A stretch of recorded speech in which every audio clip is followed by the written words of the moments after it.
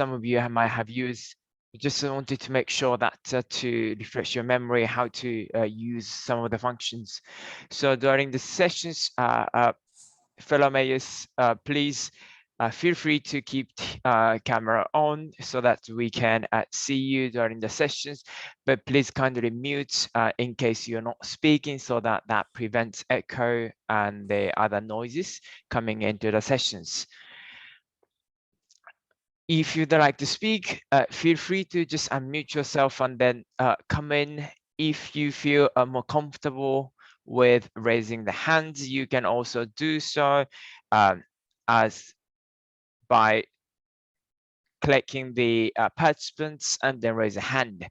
But once again, please feel free to come in by unmuting yourself or, for example, raising a hand in the video and so on.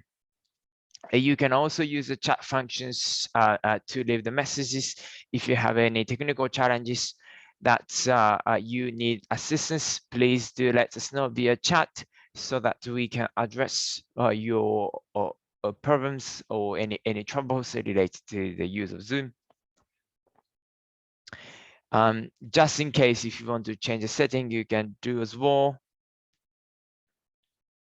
One thing, we will have a breakout session today, and it's going to be very important that you need to join. So there will be a prompt that you will be asked to join the room. In that case, please click yes, as in join, so that you'll be transferred to the room. This is important, otherwise you will be not transferred. That's all for the Zoom setting and the use of Zoom. If you have any questions, feel free to use chat to ask. I'm happy to answer to any questions. Thank you.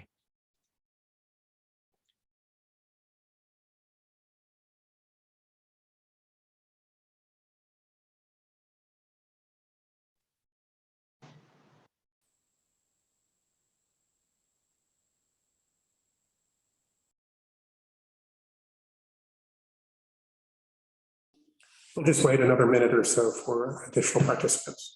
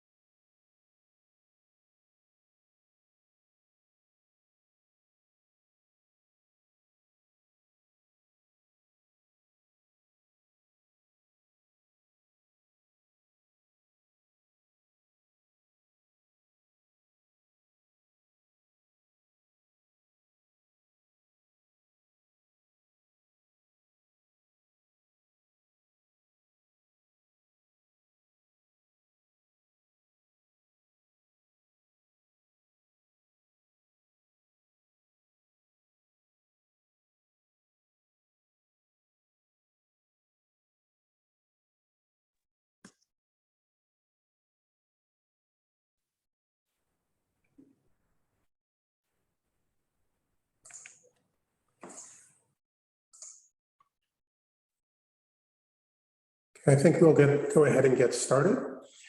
Honorable mayors, distinguished guests, ladies and gentlemen, good morning, good afternoon, and good evening. We have mayors joining us from Azerbaijan to Kiribati, and participants and faculty and experts from further afar. We would like to welcome all of you to the opening of the third Asia Pacific Mayors Academy.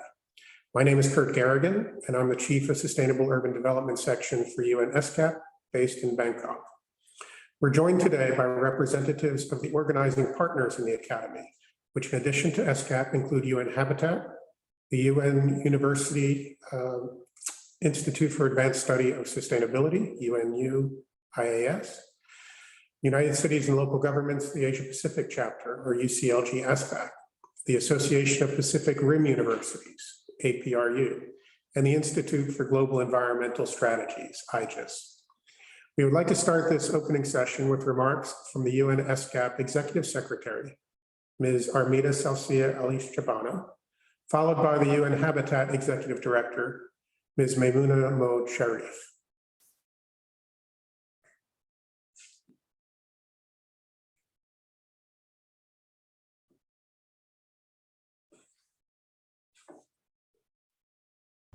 Honorable Mayors, ladies and gentlemen, I'm very pleased to be with you to launch the third class of the Asia Pacific Mayors Academy. I recognize the presence of our partners, UN Habitat, UCLG Asia Pacific, UNU Institute for Advanced Study of Sustainability, the Association of Pacific Rim Universities, and IGES.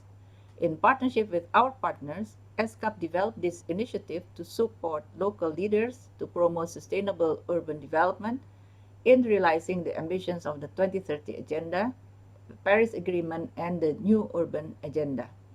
ESCAP analysis highlighted that our region is not on track to realize the ambitions of these global development goals. We cannot achieve them without more actions in cities and leadership from you and your fellow mayors across our region. Since our first academic class completed its program in Abu Dhabi at the World Urban Forum in 2020, we have seen the impacts of COVID-19 pandemic on cities worldwide. Mayors have been on the front lines in leading local responses. The pandemic further highlighted the need and urgency of local actions, and it is why the Academy is such an important platform for you. Mayors more than ever need the support and knowledge to lead the response to the current challenges we face, whether it is climate crisis, achieving the SDGs, or developing inclusive recoveries from the COVID-19 pandemic. I'm certain that the knowledge you gain from your participation in the Academy will prepare you to develop strong recoveries and build more resilient, inclusive, and sustainable cities. As you do so, I encourage you to engage your citizens, relevant agencies, and ministries, and leverage participatory approaches to develop innovative urban solutions that align with your local context.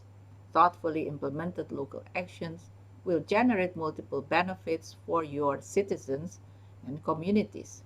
For example, local development pathways that are resilient and low emission can accelerate the energy transition and contribute to climate action. This is especially important as most of the estimated increase in emissions and energy consumption in our region are expected from projected growth in cities. On the broader 2030 Agenda for Sustainable Development, it has been estimated that nearly 70% of the targets across the Sustainable Development Goals require engagement with local actors or actions at the local level. We must leverage recoveries to build back better and accelerate progress towards the SDGs. I'm confident that the Academy will assist you and your cities to become agents of change while you advance local initiatives and unleash your potential for innovation. Honorable Mayors, ladies and gentlemen, we are committed to providing you with the expert feedback that will allow you to plan and manage growth in your cities and assist you to become champions and leaders to bring about the needed transformation in cities. We encourage mayors to focus on key priorities such as urban and territorial planning, urban resilience, smart city approaches, and urban finance. These are the thematic priorities in ESCAP's and UN Habitat's The Future of Asian and Pacific Cities report, and the policy pathways in the report can serve as an effective framework for recoveries. We look to you, honorable mayors, to become champions of sustainability, not just in your communities, but through sharing your challenges and successes with each other and showcasing what leadership and local communities can achieve. Thank you to all of our Academy partners, especially the mayors in the Academy, for your commitment to sustainability.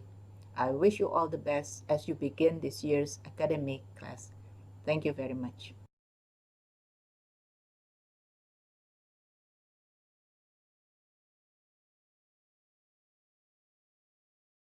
Honorable mayors, Dr. Armida Salsia Alisha Bana, Executive Secretary of UN ESCAP, Dr. Banadia Chandra Dewi, Secretary General of UCLG ASPEC, Honorable Mayors, friends, ladies and gentlemen, a very good morning, afternoon, and evening to all of you from Nairobi of Kenya. I'm truly pleased to be welcoming all of you today as incoming mayors to the 2021 to 2022 cohort of the Mayors Academy Sustainable Urban Development. Congratulations on being selected as fellows to this academy. Throughout the modules designed as part of this course, please know that you will be among other mayors whom, despite being from other cities, will likely be facing similar struggles to your own. As a former mayor myself, I can say that this sense of understanding from a fellow mayor is irreplaceable. For this reason, please let me encourage all of you to share freely and openly among new friends on the same journey. As a former mayor of Seberang Perai and Penang, I recall having faced many administrative, operational, and financial challenges ranging from municipal finance, waste management, urban sprawl, pollution, floodings, among others. As a mayor, you are also bearing the individual hopes and dreams of all the people that help to make up your city. It is my sincere hope you will find the modules delivered as part of this Mayors Academy to be useful in addressing some of the challenges and obstacles in managing your city, designing new purpose, building strategies and action plans to tackle them.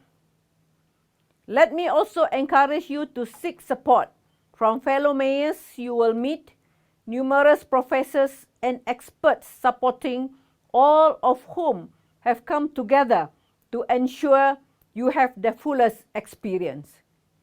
What is important is to learn here at the Academy and then implement them in your cities. Please share the challenges of your cities and come up jointly with action plans.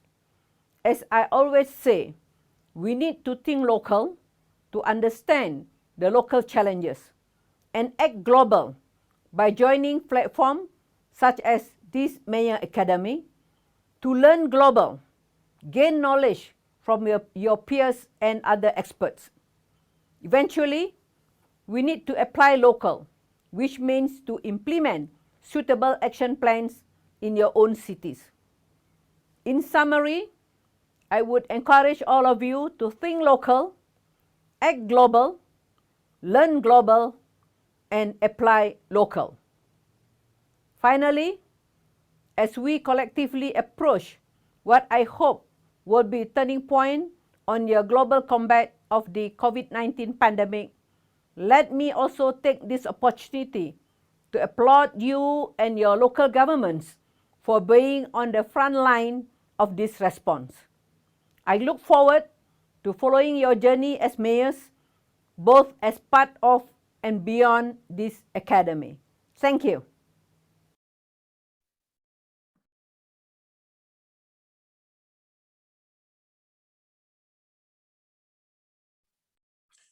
I'd like to thank both the Executive Director of UN Habitat and the Executive Secretary of UN ESCAP for their welcoming remarks. I would now like to introduce the other partners in the Academy for their remarks. First, Secretary General of UCLG ASPAC, Dr. Bernadia John Virgivi.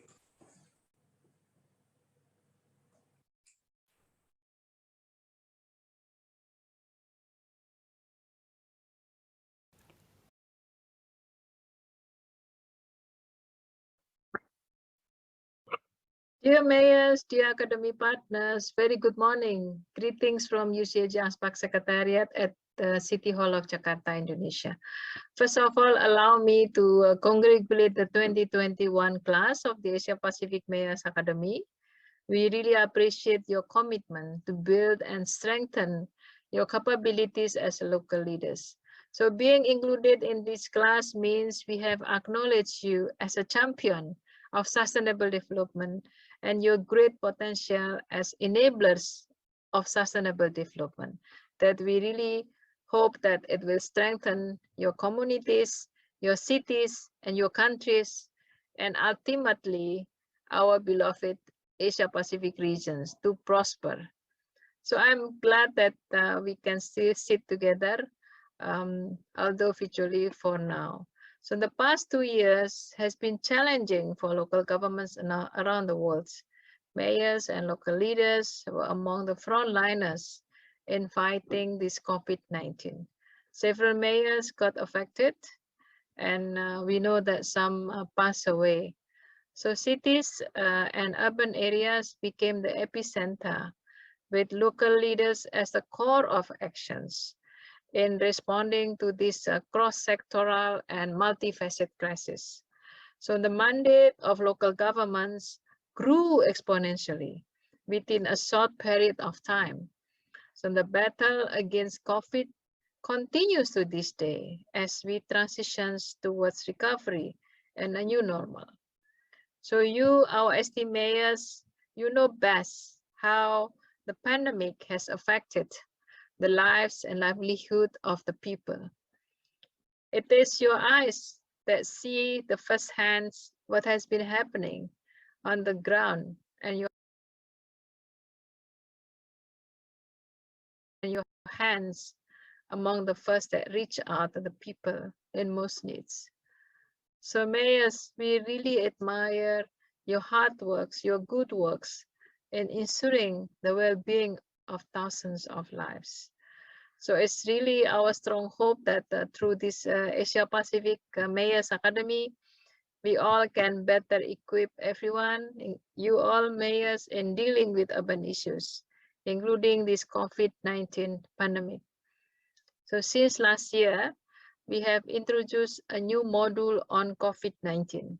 So we are so excited to share this with you later on.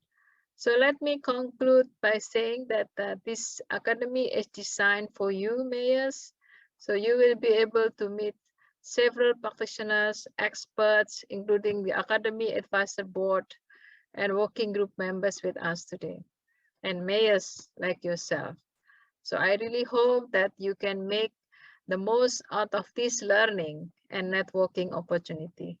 So wish you all the best in your journey as the fellows of the Asia Pacific Mayors Academy. And thank you very much and welcome to the Academy. Thank you. Bye-bye. Thank you, Dr. Bernadia. Next up, Professor Shinobi Yamaguchi is Director of UN University Institute for the Advanced Studies of Sustainability. And thank you very much, Mr. Chairperson, and honorable mayors, distinguished academy partners, and ladies and gentlemen. Good afternoon and good morning. It is my great pleasure to extend a warm welcome to mayors joining online today on the inaugural session of Mayors Academy for Sustainable Urban Development 2021-22. I am very delighted to be with you alongside the partner from ESCAP, UN Habitat, UCLG, ASPAC, and APRU, and IGES to facilitate this important platform where we can discuss urban issues, exchange best practices, and build partnership. As we come together almost 2 years after the global pandemic started affecting our lives and work, I am pleased that we continue our collective effort to support people, communities, and cities. When we are rethinking the recovery and building back better from the pandemic, it is clear that the value of people, community, and cities is definitely indispensable. We are now in UN decade on ecosystem restoration, a key moment to restore urban ecosystems and accelerate the implementation of the 2030 Agenda and SDGs, with a view to truly transforming the future of our cities and our communities. With healthy urban ecosystems, we can enhance people's livelihood, counteract the climate emergencies, and stop the collapse of biodiversity. We firmly believe this requires a wide range of local innovations, local leaderships, and mobilizing the resources and capacity development. On this note, Mayors Academy is designed to support mayors as you lead your cities to create healthy, just, sustainable, and future-proof cities. I would like to take this opportunity to share with you that our institute, United Nations University Institute for the Advanced Studies of Sustainability, have already begun a wide range of policy-oriented research and capacity building activities to address the deep and interconnected impact of COVID-19 across society and inform integrated solutions. Among many, our work focuses on the areas of education, governance, biodiversity, the water management, and technology. We are very much committed to supporting you, your city, and international community in responding to urban issues and creating healthy, just, and green cities in this Mayors Academy. In this inaugural session, I hope that your discussion with mayors from the 2019 and 2020 fellows and academy faculties will leave you inspired to continue and build upon the vital work in your cities. I also encourage you to use the network and the platform here to enhance the collaboration and the learning. Allow me to conclude by wishing you a constructive session and fruitful discussion today and in subsequent academy sessions. Thank you very much for your attention. Please enjoy the session. Thank you very much, Professor. I'd now like to introduce from the Association of Pacific Rim University, the Senior Director, Ms. Christina Schoenreneger. Christina, over to you. Thank you very much, Kurt, and good morning, dear honorable mayors and dear partners.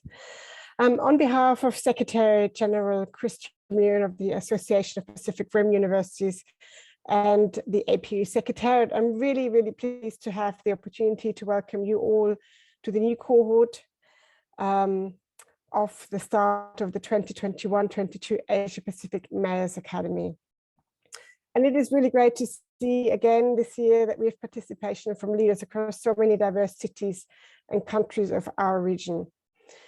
As you all know, cities have become a potent force to drive and shape economic growth, development, and prosperity. Cities are also drivers of innovation, consumption, and investment, and can equally have a devastating effect on sustainability due to their growing roles as economic powerhouses that hold an increasing dominant position in the regional and wider economy.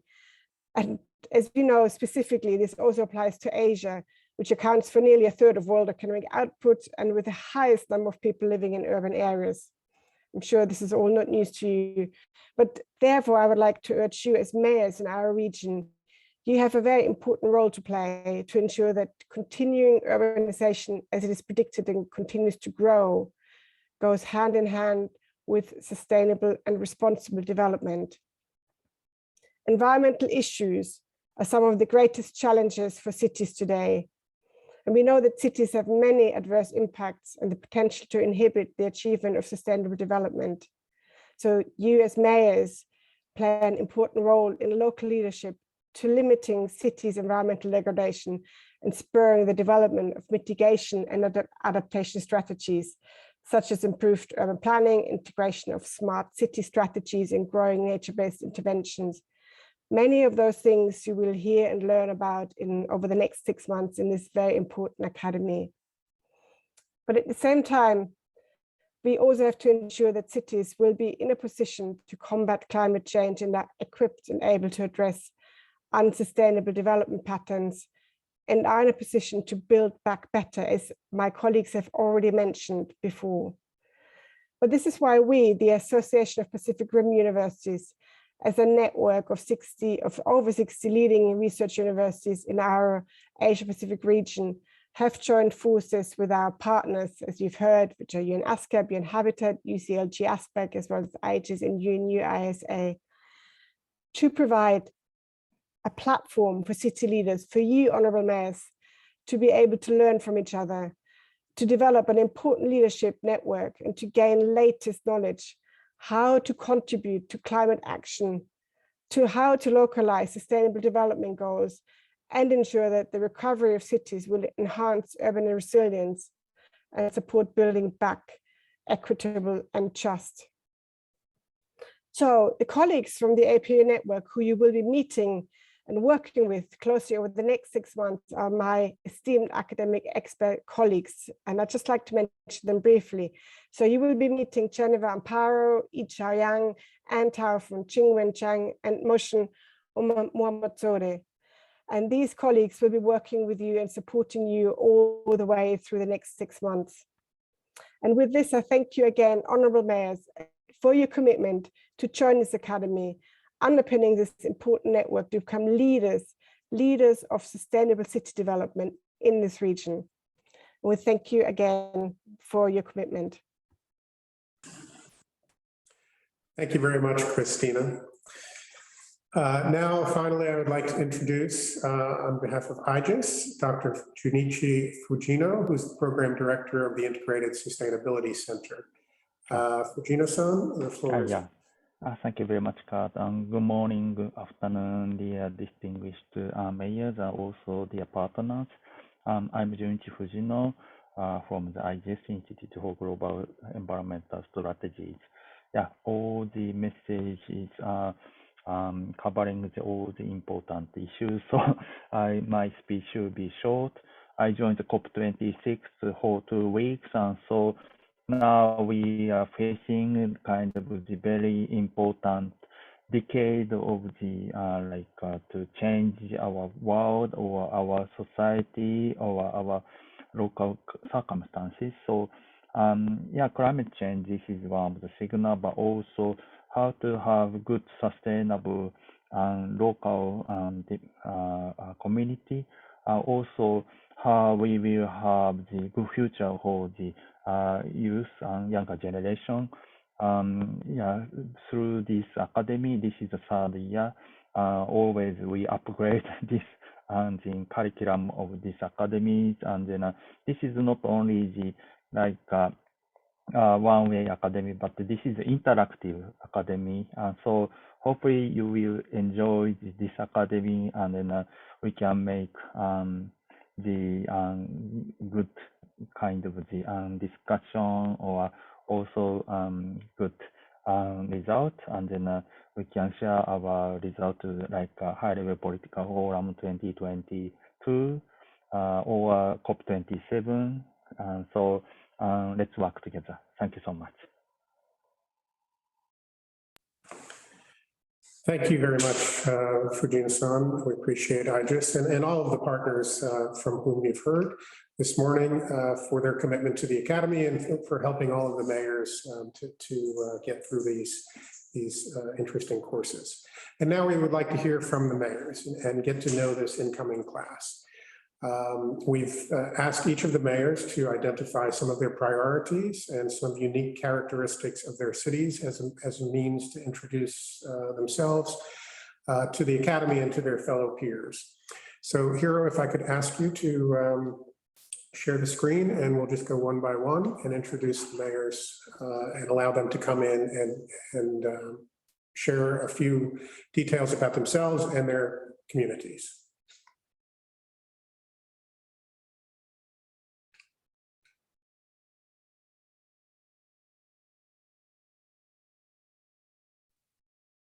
So if we can ask the mayor of Sepang Municipal Council in Malaysia to turn on your camera and share some details.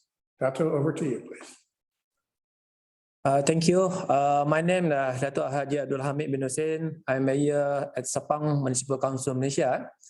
So thank you very much for this opportunity to give me a chance to join this class. So I think I applied to join this because I like to enhance my knowledge and to share experience with other district mayors in Asia Pacific region. I also can explain on my networking with mayors who also participate in this program. I was able to increase my knowledge in designing, planning, and managing urban. Okay, for Sepang Municipal Council, for your information, when you come to Malaysia, Sepang is one of Kuala Lumpur International Airport is was here.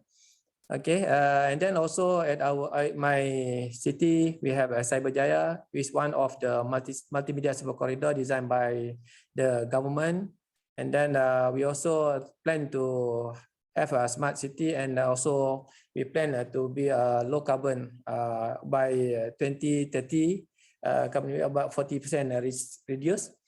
Okay, for Sepang, we have development, urban, and also area still not developed yet, because we have also area with agriculture and then also the development. So we have also our area, we got a beach, and also we try to promote for the tourist attraction. Okay, for Sepang Municipal Council, I think maybe same with the other municipal council. The biggest challenge for us is for sustainable urban development in our city, because normally we have a constraint about the budget, constraint about allocation, and then also we try to do the awareness for the commitment to the stakeholders to encounter problem in our area. I think this is my short briefing for myself from Sepang Municipal Council. Thank you. Thank you very much, Mayor. Here, if we can go to the next mayor, Mr. Ismail Rafiq, Mayor of Fuvahmulah, Maldives. Mayor, please. Thank you very much. Good morning from Maldives. First of all, I'd like to thank the organizers for accepting me into this prestigious academy, and look forward to learning a lot of things. The main reason why I applied to join the academy is to build my capacity. I'm actually very new to this field, and I have been in office for around 6 months. So I think with the help of the technical guidance from the team, I'll be able to build my capacity and serve as a mayor in a more effective manner. And also, I think it's important to get the experience, to share the experience from the fellow mayors. And I think a lot of us would have faced many challenges and overcome a lot of issues at their cities and communities. So I hope to learn from the mayors and hopefully apply some of that in our small local community. Just to let you know about Fuvahmulah, we are a very small island, around 5 square kilometers in the middle of the Indian Ocean. And we have a living population of around 9,000 people. So it's a very small, I think, especially compared to most of your cities. The biggest challenge for sustainable urban development I see is the lack of funds and resources.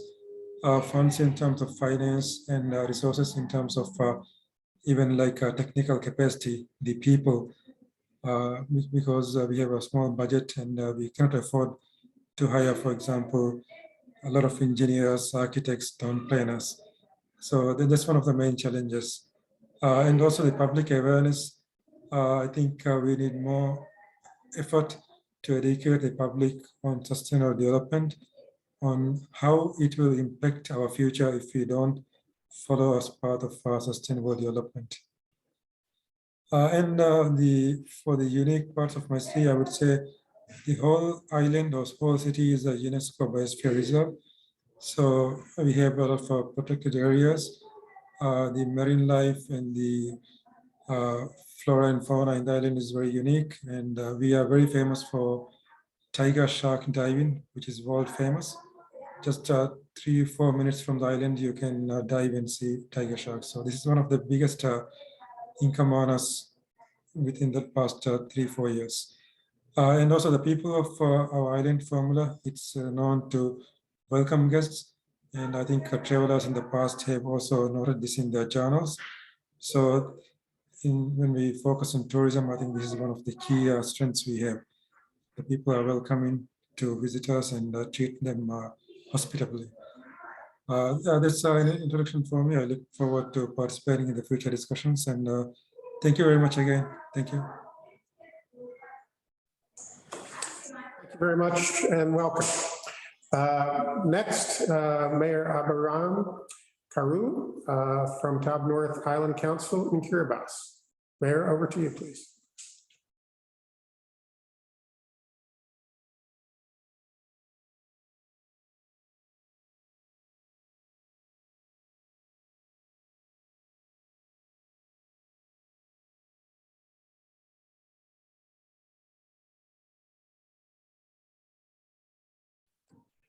Mayor, could you unmute yourself, please, and turn your camera on? Mayor Karu.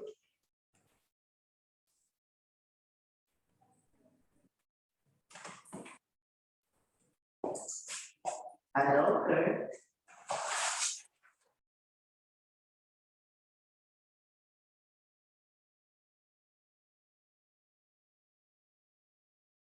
We're having a meeting or what? So why don't we go to the next mayor, Hiro, if we could introduce the next mayor, and we'll come back to Mayor Karu.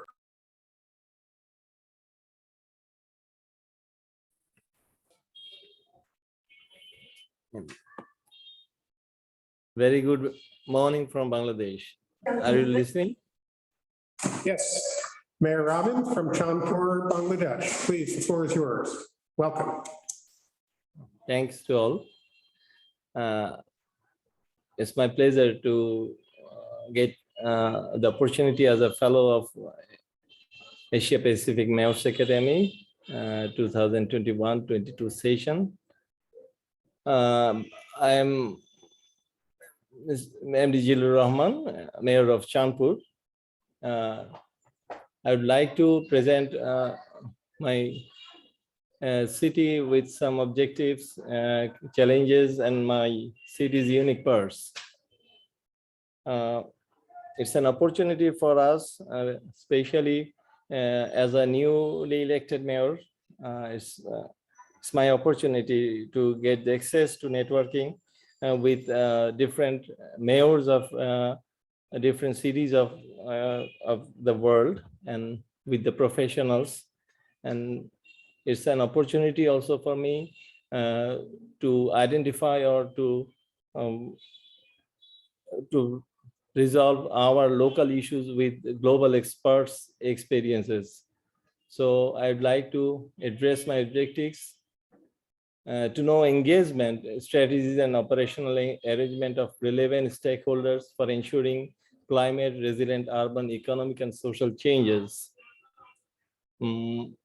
Get to access for hands-off and hands-on learning about sustainable development goals through reciprocal exchange with other countries by the help of ESCAP.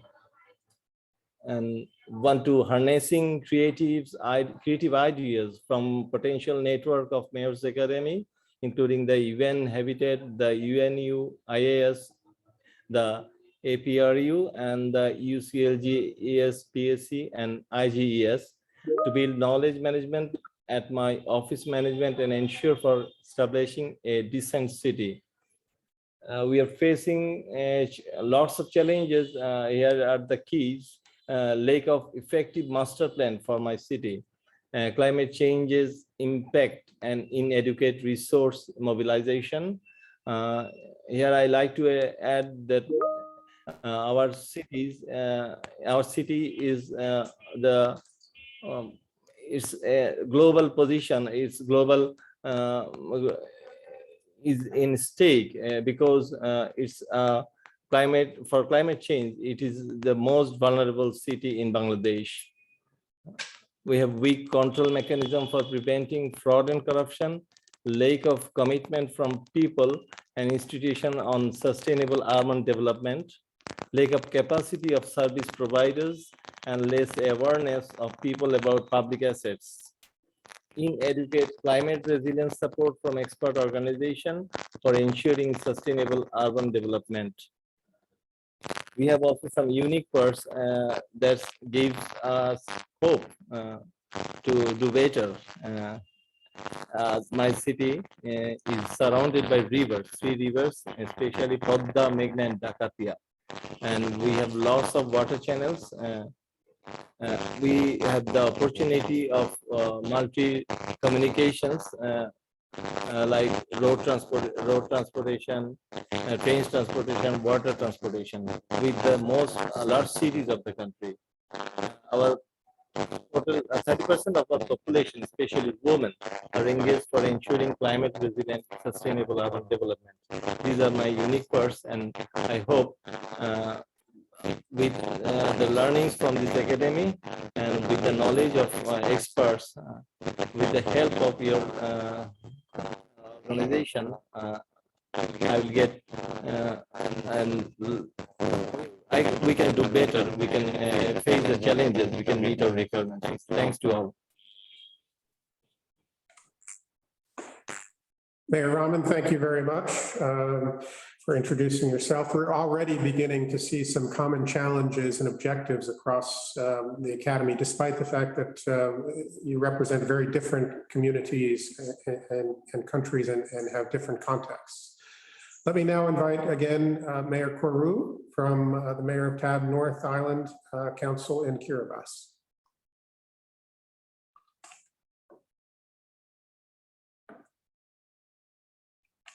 Mayor Koru, can you unmute yourself?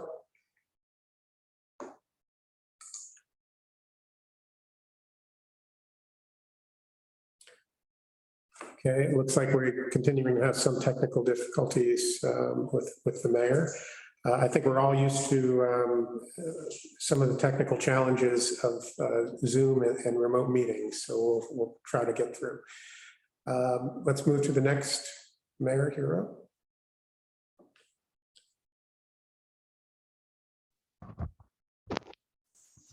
Slides are over.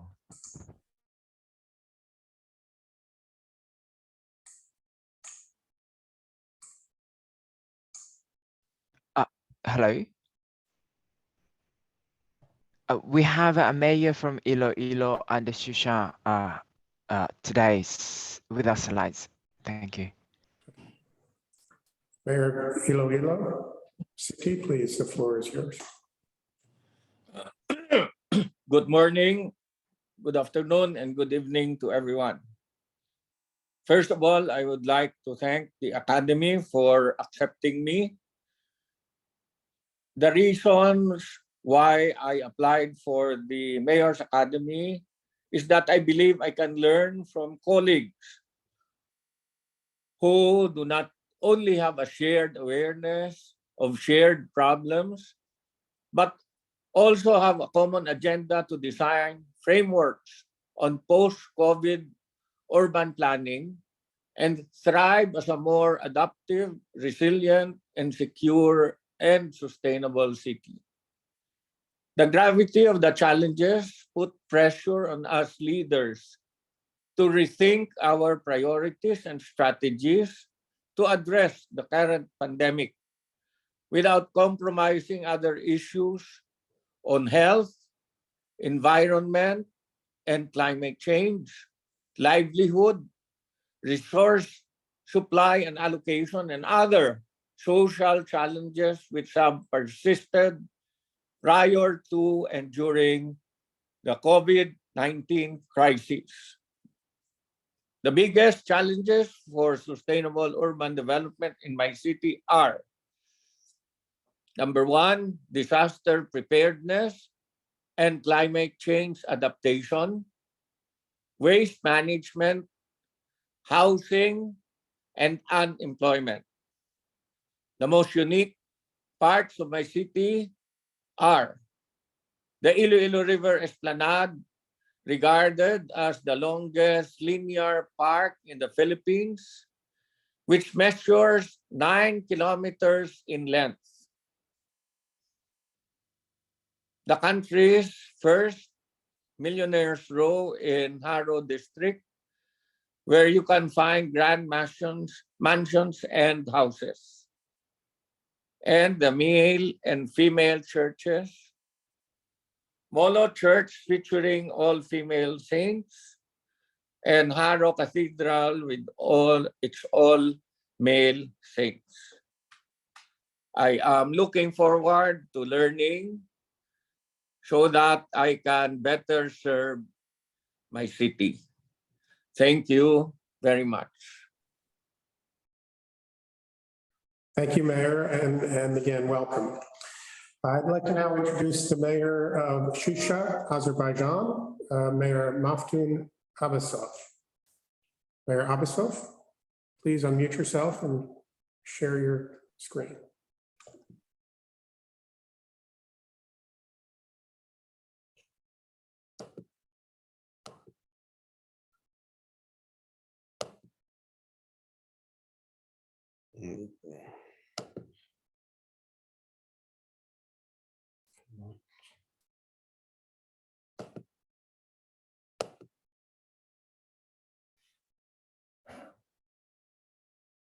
Good morning, everybody. Good morning. We can hear you well. Please proceed. Thank you. My name is Maftun Abbasov, Azerbaijan Shusha. As many of you know, the Shusha was under occupation by Armenians for 30 years. So it's just liberated last year. The city was devastated. So we have to rebuild the city from the zero. The Shusha was like historic city in Azerbaijan. It was established 1752. It has too much big historic monuments. Many of them are destroyed by now. So we have to develop the city, rebuild the city from the zero, and to make the city like green city, smart city. We have to develop the infrastructure. It's also was announced by the president as a state reserve. So we have to take care of the monuments. It has around 200 historic monuments. So we have to restore all that monuments because many of them are in a bad condition. And Shusha was also announced as a cultural capital of Azerbaijan. It's also going to be announced like Islamic center of Azerbaijan. So many things are waiting, that there's a long way to go. So the reason why I applied for the academy is to learn how to develop sustainable city, and I think I have to learn many things from the other mayors and from the academy. I am happy to join to this academy. Thank you very much.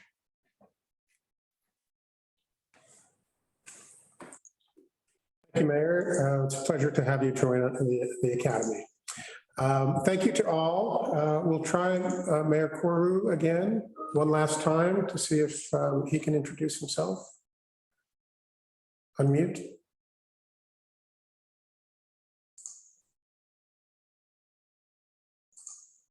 Okay. If not, it's my pleasure to welcome the Deputy Executive Director, Deputy Executive Secretary of UN ESCAP, Mr. Kaveh Zahidi, and Mayor Bernard Dai from Kawayan City, who will talk a little bit about how the mayor of Kawayan has begun to implement some of the initiatives that he identified through the Academy in last year's class. Kaveh and Mayor Dai, over to you. Thank you, Kurt. I hope you can hear me.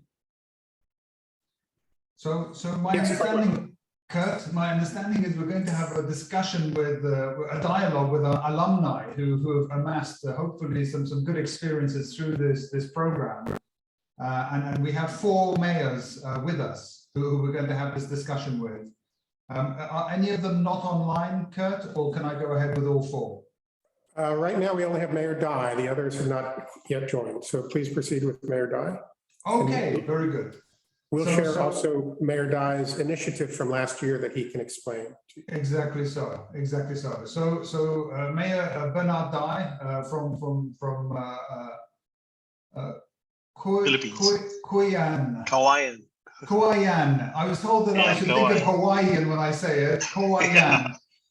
Mayor, thank you, Mayor Dai. Thank you so much. I mean, we're delighted to have you back with us, and you know, following the Academy, you also decided to undertake a voluntary local review to begin to align progress within the city against the sustainable development goals. So we'd really love to hear from you why you took this path and how it's been turning out, and your experience from the Academy and the implementation of what you took away. Over to you. Well, thank you very much, Cav. Yeah, it was certainly a wonderful experience being a 2020-2021 batch. Definitely the we're currently doing and undergoing the Vlr, I think will be done by February, March. But the challenges that I encountered, that I posed during the class, was that Kawayan City is typhoon prone, and we are hit by up to 20 typhoons in a year, and 7 to 10 of them are really major typhoons. And in the last 2 years, which was Typhoon Ulysses in 2019, we were hit by major flooding, which we haven't experienced in the last 40 years. So that was the biggest challenge that I posed, and the initiative that we are undergoing now through the class as a commitment. First is to make a resettlement area. So we've already started with that. We're building 50 houses at the moment, and hopefully it'll be done by February. The second one is to tap the PPP or other collaborators for a technological advancement. So this is something that we're very proud of. We were able to come up with a project which we call Project Odyssey. It's a collaboration between our City Disaster Risk Reduction Management Office, the Office of the Civil Defense, the Department of Health for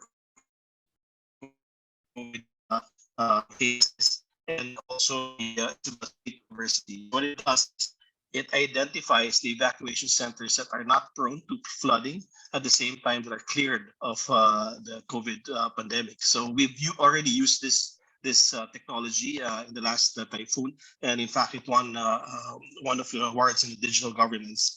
And finally, which is another very exciting commitment, is the rainwater harvesting. In the previous years, we would just put small rainwater harvesting in our different barangays, but now we're going we're scaling it up and partnering with the Department of Science and Technology, the OST, so State University and Tokyo University for this rainwater harvesting that will be actually constructed under our open parks or our open spaces. The first one will be piloted in under our SDG park. So we have an SDG park that we created. Under it, we'll have that rainwater harvesting, and eventually it will cater to about 15 offices of the local government. And another one will be beside our convention center. So these are things that are already in play. In fact, the rainwater harvesting has already started, and it won't be just one pilot, it will be 2 pilot projects. And the Odyssey we've been using already, the resettlement is underway.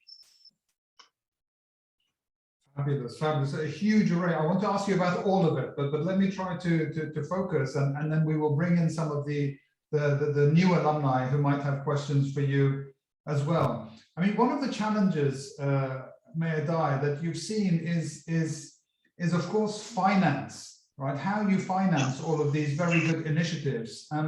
Could you tell us, have you been able to measure in a way the payback from building resilience? The fact that you invest upfront to reduce the damage might save you money after all, the regular occurrence of natural disasters, including typhoons. So has that freed up actually money and budget for you to be able to extend in other areas like rainwater harvesting and the other priorities of your city? Well, right now it's more of collaborating and sourcing out funding. Definitely, we're just we're a small local government unit, so definitely we need to source out. But in terms of impact, allocating and using this technology will better, allocate the resources more effectively and efficiently. So definitely in that way, you already get your ROI pretty much in this investment. But with this rainwater harvesting, this is something new. So this is something that needs to be done and needs to be proven. And if it's good and if it works out, then we will scale it up and eventually share it with other mayors all around the country. Very good, and I'm sure many of them. I mean, so many of our cities have had familiar issues, familiar challenges. You've heard the new group of mayors at the beginning of this session, and they've all talked about the challenges of climate change, the challenges of increasing resilience within their cities, and many of the other things that you have experienced as well. Mayor Dai, allow me to sort of open it up and see if there's any of the incoming batch of the Mayor's Academy who would like to pose any questions directly to you as well. This is the best part of our Mayor's Academy, is really the alumni network and the ability to share and learn from each other. So let me see if there are any of the new mayors who would have any questions and who would like to join in this conversation. You can either put your hands up, and I'm sure I'll be able to see it, or type in the type box, or even just jump in.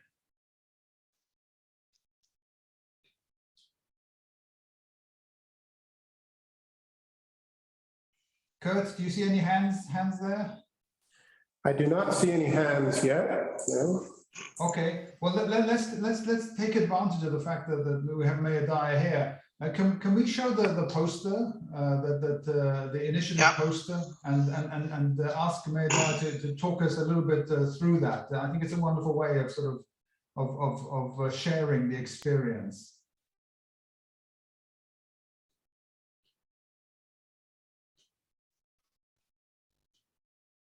So Mayor Dai, it's a little bit small on screen, but this is really your, the big vision and how you turned it into reality. And I guess this is exactly what a VLR, or a voluntary local review, is all about as well. To come up with the vision, especially one which is linked with and addressing the climate challenge, and then come up with all the steps that are needed to put that vision into action. So can you talk us through your poster and your challenge and the initiatives that you brought about to resolve it?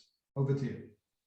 Okay, so our challenge basically is really, our initiative is to be the smartest, well, one of the smarter and sustainable cities by 2030. We have aligned all our programs and projects with the SDGs. We've localized the SDGs back in 2016, as early as 2016.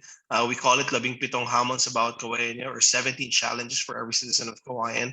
And that's why that's one of the things that we raised awareness with the people of Kawayan, is what the SDGs are all about. So it's not just the government moving, but it's really a collaboration between an engagement between the citizens and other sectors of society to really know and support the SDGs. So all the things we are doing are again hitting the global goals. This particular one is hitting the global goal 13, or climate change. We have been beneficiaries of climate change all throughout these years, and that's why this is something that is very important to us. So again, as I said earlier, the initiatives is really to be able to mitigate the flood-prone areas by putting up resettlement areas. In the last 2 years, in the last flooding what we had 2 years ago, so we had 3,626 households that need to be eventually moved out or relocated. So again, this poses a lot of funding, and we've just started with 50 houses. So I think we have a long way to go. Another is the citizen engagement. Again,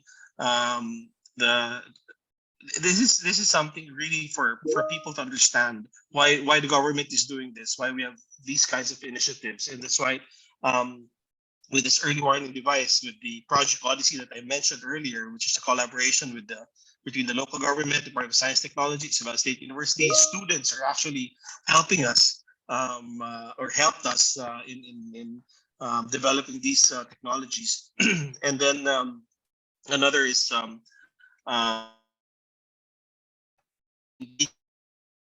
open green spaces in our 65 barangays. The barangay is the smallest unit of the city. So all of the 65 barangays have like their own mini mayors or little mayors, and they all are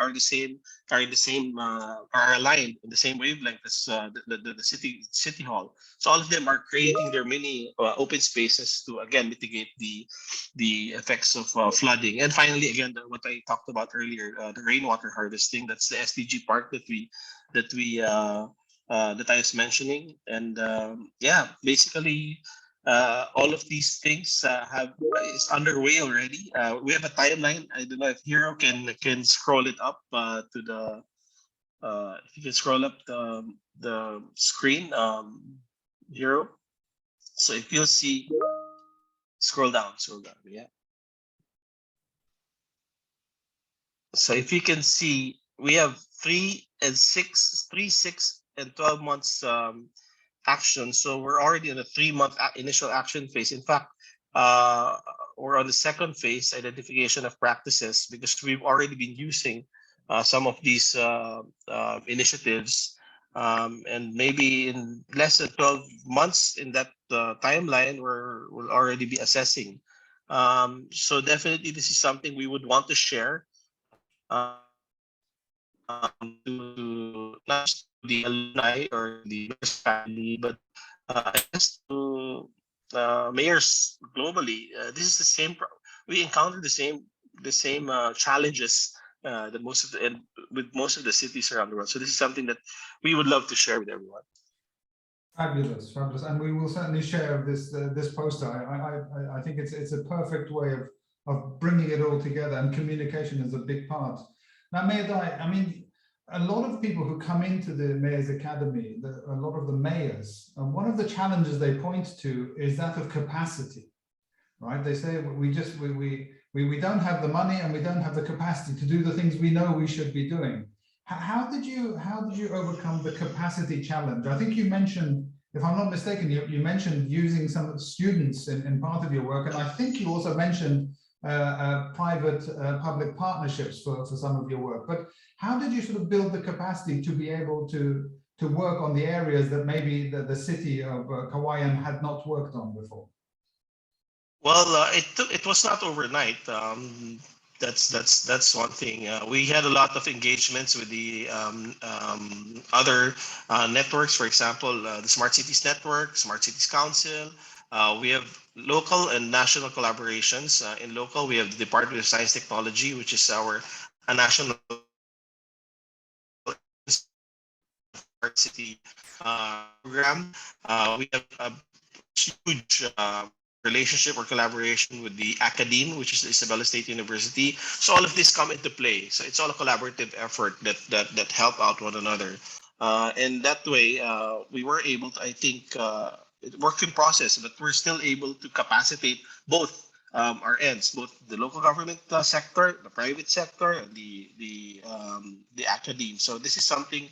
It's a 3-way or 4-way, sometimes even 5-way approach, and everybody learns from it. And so, Mayor, that's very.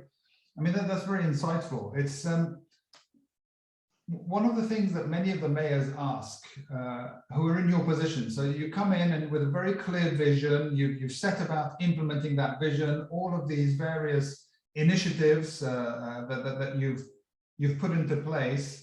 At some stage, then the administrations change. There will be a new mayor. How do we sort of lock in these changes? How do we make sure that the sustainability that you said that Kauaian will always aspire to being the smartest, most sustainable city from administration to administration? Yeah, this is certainly a challenge, and Kauaian City will eventually and prove the challenge, because I'm on my last 6 months to go, and I'm I'm graduating, so I'll be having no choice but to hand over the reins of leadership for our city. And this is one way to really test if the programs and projects are really sustainable. One of the things, or two of the things that I am confident on, is that apart from institutionalizing the projects and programs that we have done, we've conducted a ISO. First, we have been the first one to be ISO 901-2015 since 2016. And now we're embarking on ISO 37122 on smart and sustainable cities. Hopefully we'll be the first city in the Philippines to have the ISO 37122 accreditation, and this is the Smart and Sustainable Cities accreditation. So with having that, I think, and as we all know, ISO, you get assessed every 6 months. So it's our gauge. It's our gauge that all the projects and programs are continuous, and it's really aligned with the smart and sustainable framework. And finally, the VLR. If we are able to conduct the VLR at least once or every other year, which will be institutionalized, then I will be confident that all the programs and projects are sustainable. Mayor, so both the VLR that you just mentioned and the ISO certification, which are very important for the longevity of the changes and of the sustainability, they're both fairly data hungry processes, and having the right data in place, being able to monitor progress according all the indicators that you have chosen. Can you tell us a little bit about how you've coped with that challenge, the challenge of having the right data, having the right evidence to be able to then follow through and see your successes and make the course corrections needed when they are? I think what a lot of mayors like me also don't know is that you already have the data in place. You just have to know where to get the data. In fact, it's already there. And it's so rich. The local government units are so rich with data. It's just that the problem is they're all working in silos. But with such as ISO 37122 or the VLR, you would know where to pick. The data's already there. I don't think it will be hard to gather data because it's already there. Well, that's good advice. So don't start from scratch. There's bound to be quite a lot out there that's just waiting to be discovered. And of course, the challenge that you mentioned, the very sectoral approach, is not confined to cities. We have exactly the same challenge at the national level, at the state level. You see it at almost every level, even within the UN, believe it or not. So that sectoral approach is certainly one that is challenging us in the age of sustainability, where everything is much more integrated. So thank you for that. So I'm looking around, Mayor Dai, to see if there's any of our new mayors who find the confidence to maybe join this conversation and to take the opportunity to ask any questions they might have of you and your experience, both in the Mayor's Academy and of course in running your city. So I'm looking again, Kurt, do I have any other? No. I see that former Mayor Mousavi has joined as well. I was just going to say, former Mayor Mousavi of District 9 Tehran has joined, and you're welcome to. Okay, well, welcome, Mayor Mousavi. Welcome to the conversation. So nice to see you. And if you don't mind, we're going to ask you to dive straight into this conversation, because you know, when you were part of the academy and as you went through it, you very much prioritized greening of the Tehran district, the District 9, applying smart solutions, addressing some of the environmental challenges, including terrible air pollution. But we all know that so many of these solutions, so many of these issues take a very long time. And then we were just talking with Mayor Dai, your term comes to an end. And how can you ensure that what you put in place, how can you make sure that the sort of the sustainability initiatives would then continue from administration to administration? What is your experience and your advice? Hi, everybody. Nice to meet you again. And it's my pleasure that you invite me in your new session of Academy. It was a very good experience that being in these sessions about 1 year ago, and it was a good experience for me and my fellows that we could concern about something maybe more important for the future sustainable development. As you know, Tehran is one of the most populated cities in the world, maybe, and it's more than 9 or 10 million population. And we know in some decades ago, maybe the development was so fast in Tehran, and the administration couldn't concern about the sustainability. And it is important, but it is very difficult to change the way and change the path of development in such mega cities, maybe.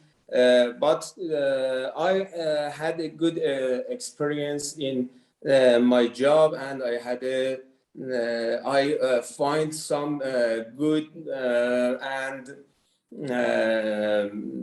some I can see in the academic, I can see so much experience about some other cities and some mayors, some innovative mayors.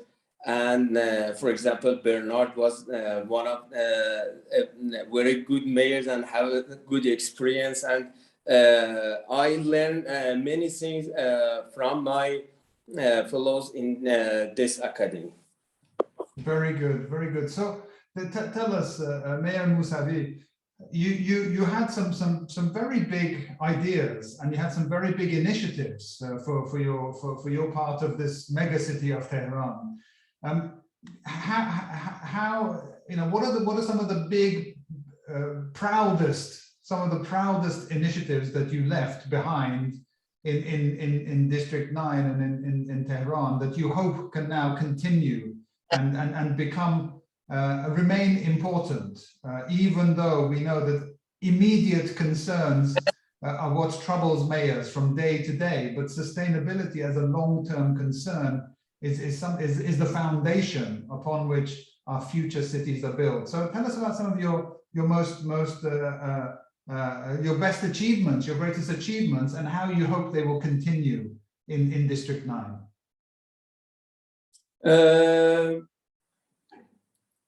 of course, I said in my email that I am not the mayor of District 9 today, but I think it is very important that you be concerned about sustainable development. For example, every manager is now about sustainable development and something, for example, if you talk with the people in Tehran, most of them said about some problems like traffic and air pollution in Tehran. In whole essays, we could find that traffic and the air pollution are the most important things for the people, for the citizens. But when you are as a manager, as a mayor, as a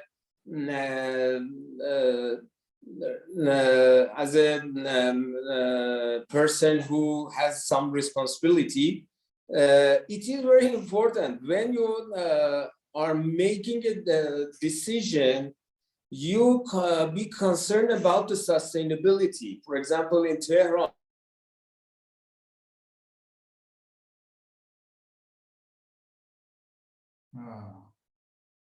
we seem to have lost momentarily former Mayor Musavi.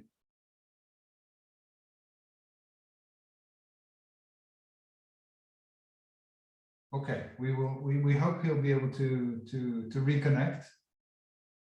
We will hope he'll be able to reconnect, but this again gives our new academy entrants, the mayors, an opportunity to jump in. If you have any questions, feel free to write it in the chat box or raise a hand and ask directly from former Mayor Musavi and from Mayor Dai.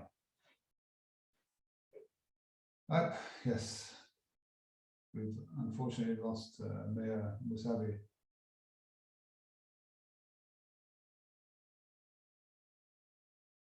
Kurt, do we have any of the other former alums with us this morning yet? Not at this time, no. I think we can wrap up and maybe go to the next. Very good, very good. No, we don't want to keep pressuring Mayor Dai to share everything, although we would like to squeeze all of the experience out of you, to be quite honest, because this is the beauty of the Mayor's Academy. Really, not everybody has to learn the lessons the hard way. We can learn from each other, and so many of these challenges are shared challenges, and so many of the solutions could be shared solutions. So that's why we're so keen on this.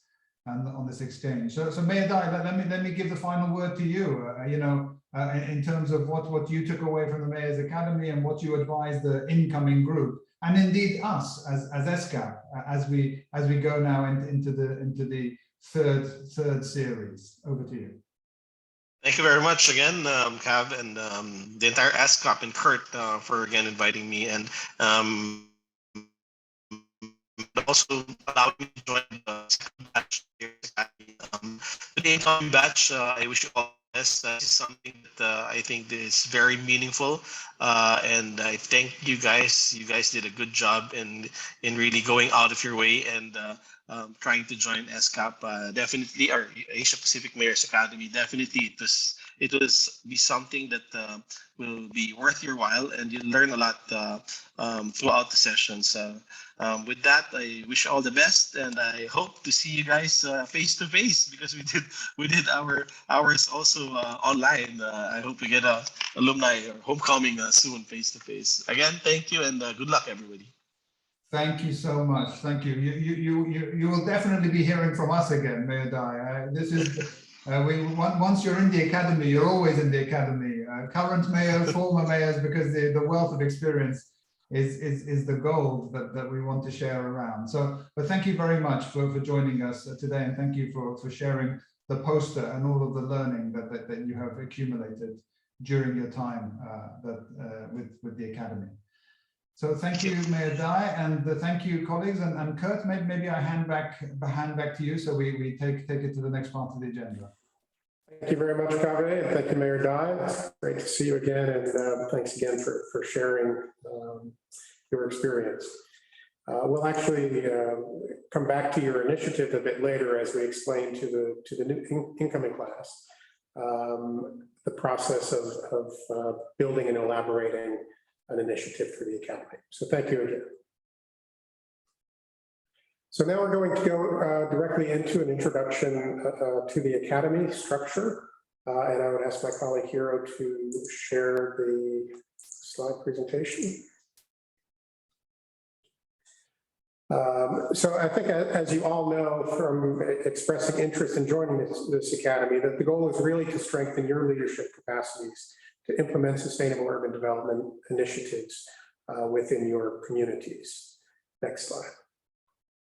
We do this by providing tools and strategies and explaining approaches to improve city planning and management in a holistic way. We look at urban and territorial planning. We look at resilience.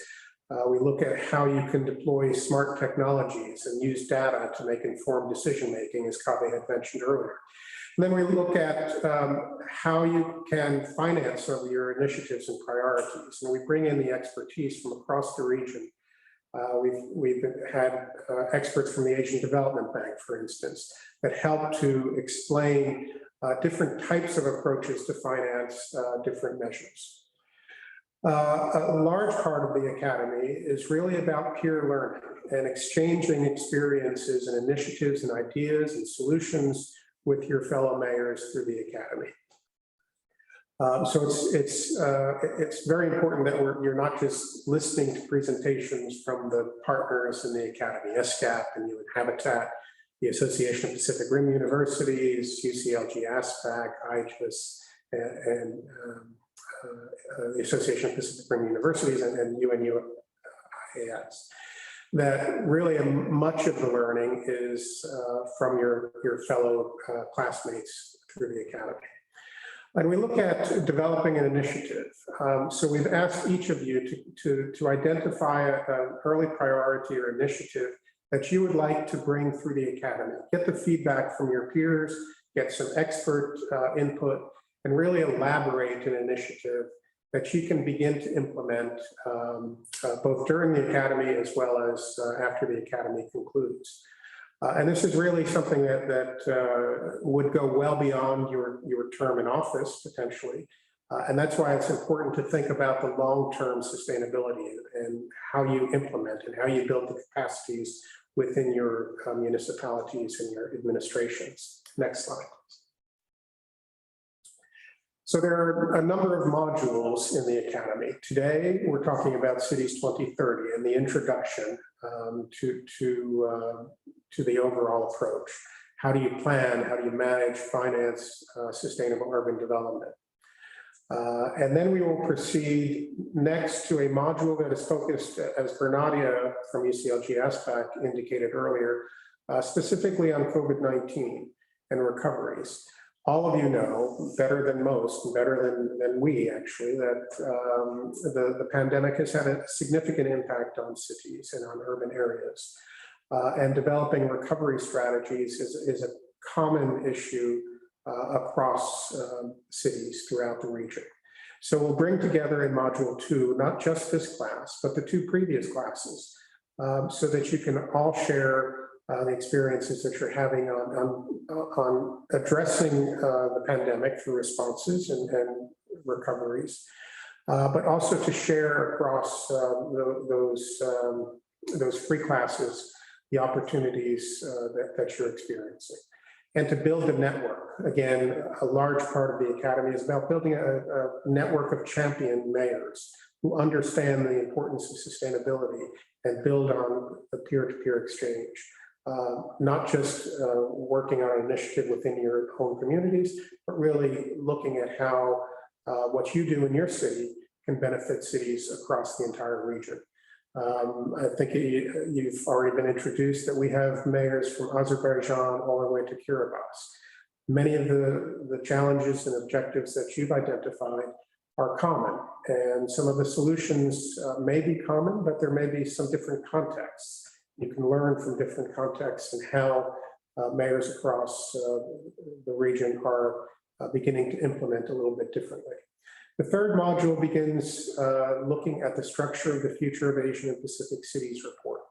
We've identified 4 main thematic pillars that all cities, regardless of their starting point, need to focus on. The first is on urban and territorial planning. The second, which is module 4, is on building urban resilience. The next, module 5, on smart and inclusive cities. And the final module will be on financing sustainable urban development. These are all very much interconnected. Urban and territorial planning lays the foundation for future growth. Resilience guards against future risks. Technologies allow you to deploy the most effective solutions and leverage technologies and data and evidence-based decision-making. And financing helps to bring it all together. So each of these modules are very much interconnected with one another. Starting again with urban and territorial planning, planned growth can open up doors, including for finance. Planned growth increases land value, while unplanned growth, urban sprawl, informal settlements, slum development, not addressing infrastructure and falling further and further behind will further limit opportunities to finance infrastructure and sustainable urban development. So don't look at these modules as individual modules, but look at them as a coherent and integrated approach that the Academy is bringing to you. Next slide. Here is the schedule. We're starting today with module 1.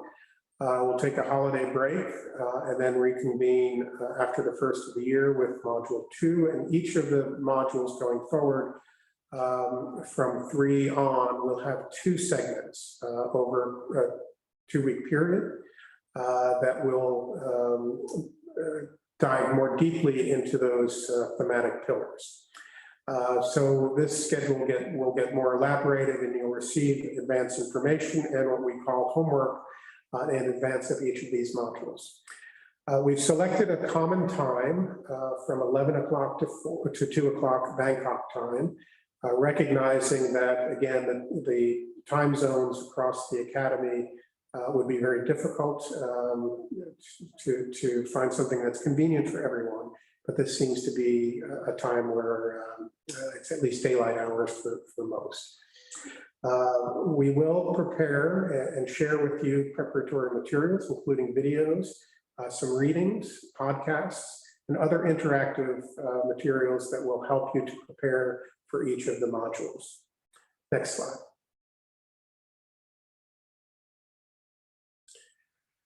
We really focus on a few very specific types of learnings here. We want to focus on leadership and strategy. This will not be a very technical academy. We're not going to get into the details of, the smart technologies for cities. What we want you to focus on is what are the executive decisions that mayors need to make to really start to deploy some of these urban solutions. So we'll focus really on at the level of leadership and strategies, formulation of strategies. We'll look at case studies and simulation-based learning. So you'll start today with a scenario that really tries to expose some of the challenges that you'll be exposed to. And these will help you in the development of your individual initiatives. We want the experiences shared among participants and the faculty that has been put together over the course of this 3-year period, including some great professors from universities associated with the APRU, are really very well versed, not only in solutions, but in approaches to learning. So you'll be exposed to these academic and practitioner instructors. We'll bring in mayors from other communities. We'll bring in alumni again to share how they've implemented some of their solutions. You will be asked to identify and develop across the Academy a concrete initiative that you will see. You also already saw Mayor Dai's initiative, but through the Academy, you will identify your initiative. You'll look at what is the evidence that you'll need to make the best decisions. You'll look at financing opportunities. You'll look at how it builds resilience. You'll look at the technical support that's needed, and you'll look at developing a timeline. So at the end of this course, you will have a very concrete plan to implement your solution. Next slide. Here you see again Mayor Dai's poster. He identified a challenge and what is the solution to that challenge. The evidence or the data that helped to inform his decision, the policies and plans and regulations that needed to be put into place, so the bureaucratic steps that need to be taken. What is the resilience approach? How is this sustainable over the long period of time? You'll look at governance issues, not just the governance within the government or the administration, but how do you pull together stakeholders, private sector, civil society, national governments, NGOs, academia, to really build this initiative and make sure that it can be sustainable over the long run. We'll introduce participatory approaches throughout the session, and you'll hear about various processes that help you to build community will to implement your initiative. You'll elaborate issues of financing, how you expect to finance this initiative, and what technical support that is needed over the course of implementation.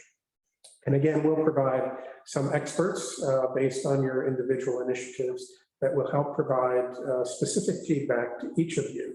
And we'll have over the course of the Academy one-on-one sessions with each of the mayors, bringing together a team of experts that will help you, again, to elaborate this initiative.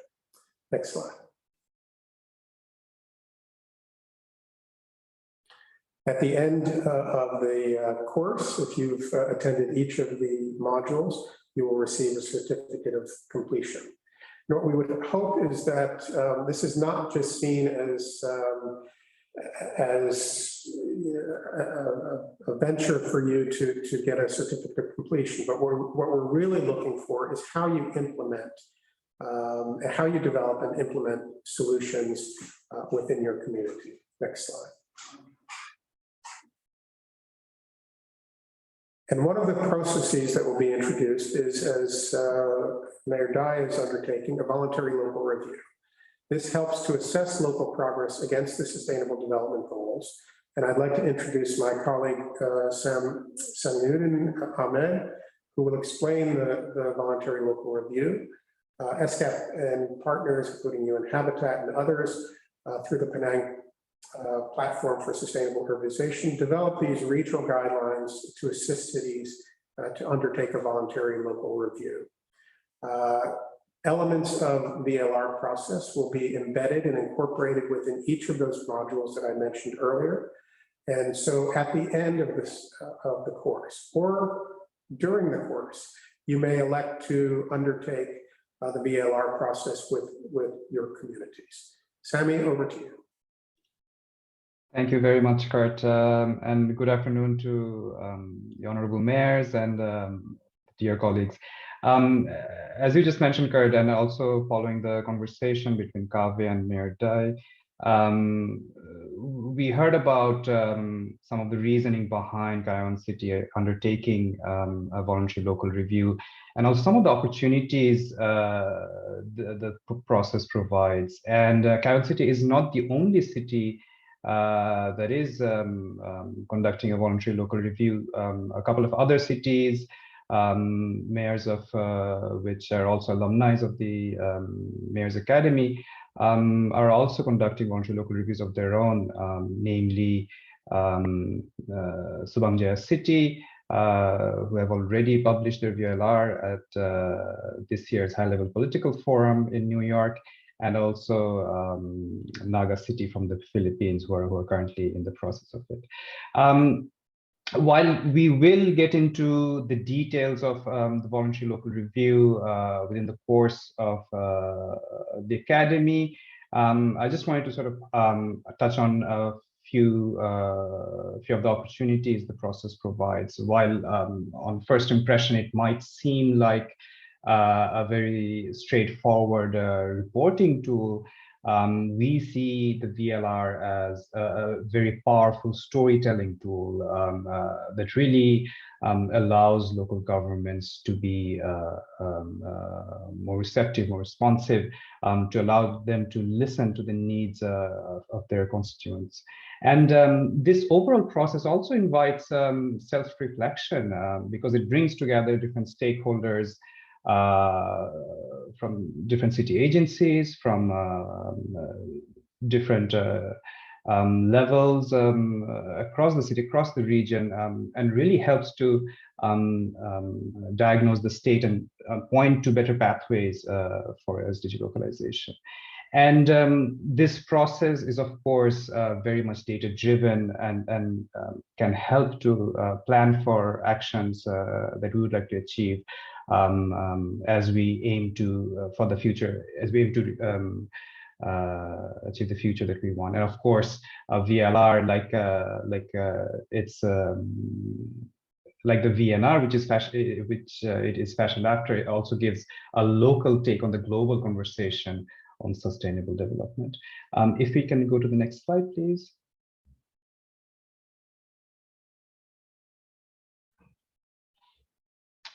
And before handing it back over to Kurt, I just wanted to put on screen for everyone's benefit what the VLR process really looks like. You might already be aware of the voluntary national review process, and the voluntary local review process is very similar to that. The Asia Pacific regional guidelines on VLRs that Kurt had mentioned, which we had launched late last year, breaks down the VLR process into 4 key phases, and the guideline also goes into details on what each of these phases constitute of. Of course, there's a whole conversation around how to just get started, around planning and institutionalizing the process, and then it goes into more details in terms of really gathering the data that is required and how to go about it. The report writing is, of course, an important part of the process, but as we keep emphasizing with all of the partner cities that we're working with, the report itself is just one part of the overall process. We really see this as an ongoing journey that that cities undertake. And once again, as was mentioned before, the VLR will really keep coming up in each of the modules as you go through them, as we have designed an interactive learning portal around it. And we would really like to encourage you to undertake your own VLR journeys and see by the end of it where and how you might take it forward. With that, I hand it back over to you, Kurt. Thank you very much, Sammy. And again, to each of the mayors, the VLR process is one that you may elect to undertake. We hope that you do. We think it is a valuable tool to engage your community and also to set the foundation for implementation of some of your initiatives.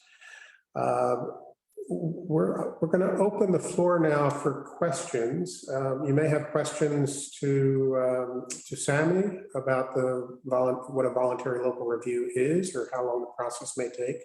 Again, you'll learn more about the VLR through each of the modules, but we do want to give the mayors an opportunity to speak now and ask any questions that you may have of us, of Kaveh, or anything that's on your mind before we take a break.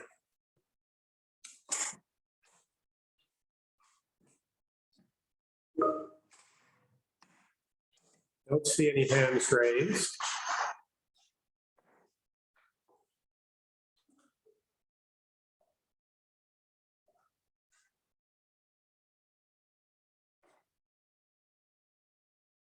Any thoughts from any of the mayors? Any comments? Anything that you've heard so far that intrigues you or worries you? Maybe the the mention of homework might be something that is concerning to you.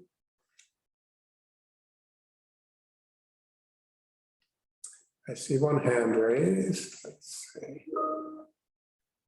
I think it is a small fig from Maldives. On the outcomes, you have mentioned that we had to provide, is it just specific one initiative or is it multiple initiatives? Like, is it a one target, one goal? Or? It doesn't have to be one that is aligned specifically with an SDG or a target or a goal. We would like for you to identify an initiative that is important to your community or important to your agenda that promotes certainly a sustainable urban solution. And what the Academy and the experts and the faculty will do is to help you elaborate that initiative so that you have the capacity and the expertise and the knowledge to begin implementation.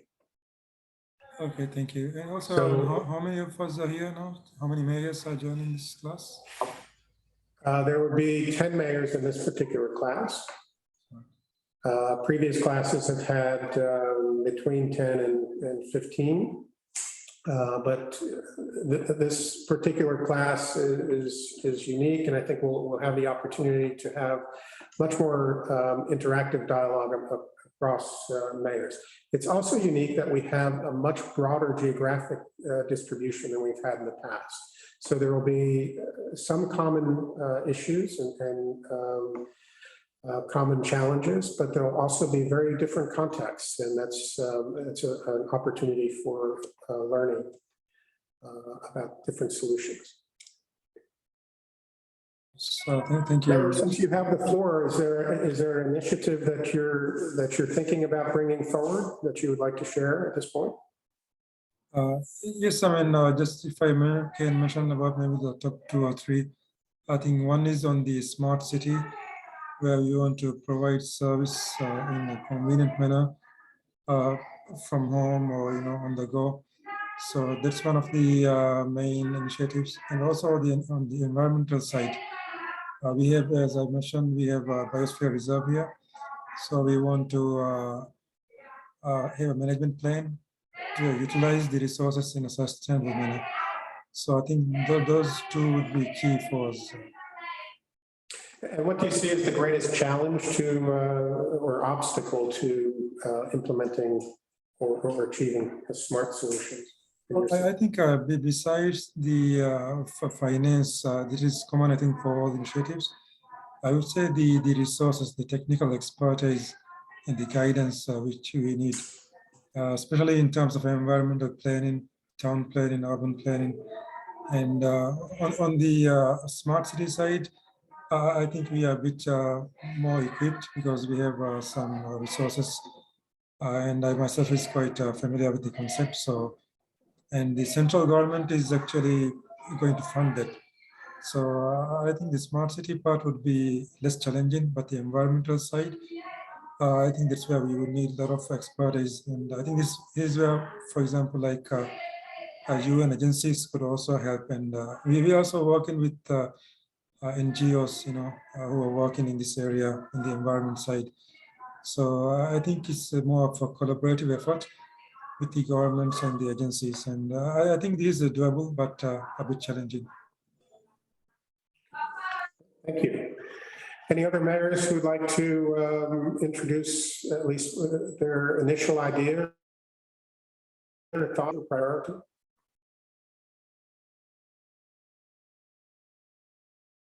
Yes, please come in. Thank I see you. a hand raised, Mayor Champur. Yes, Mayor Jewell.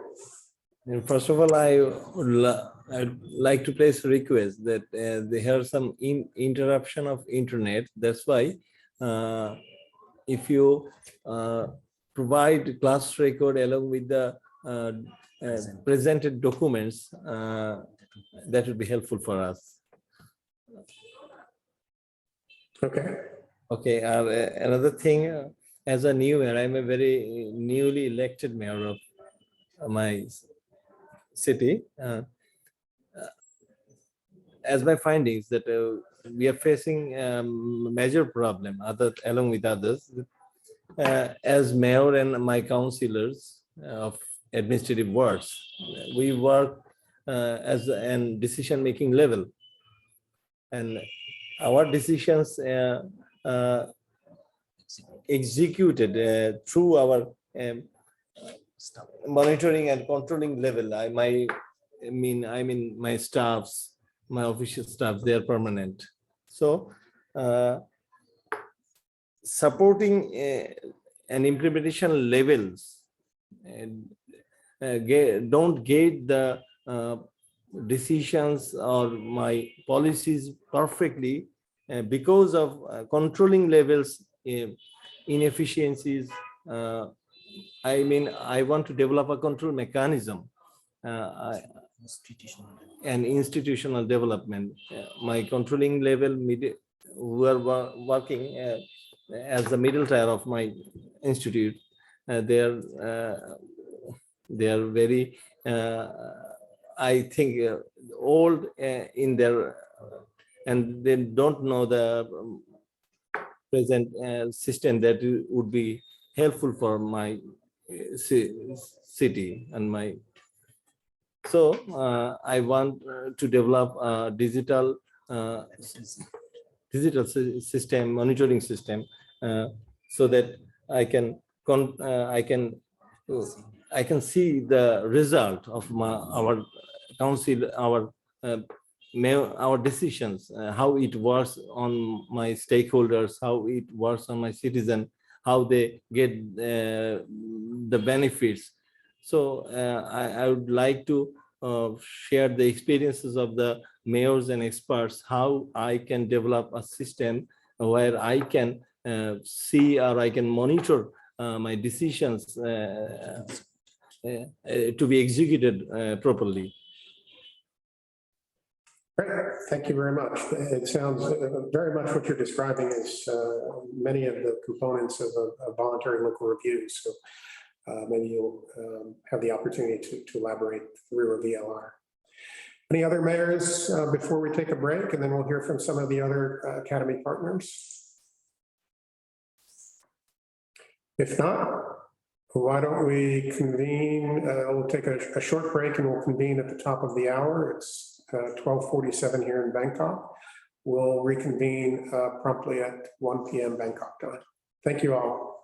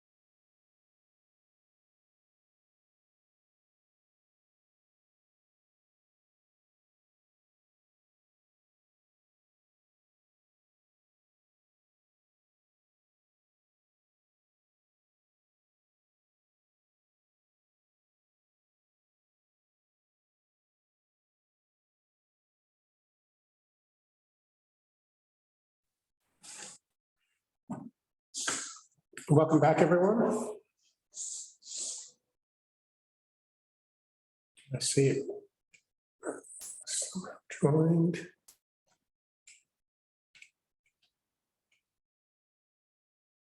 We'll just wait a minute for everyone to rejoin.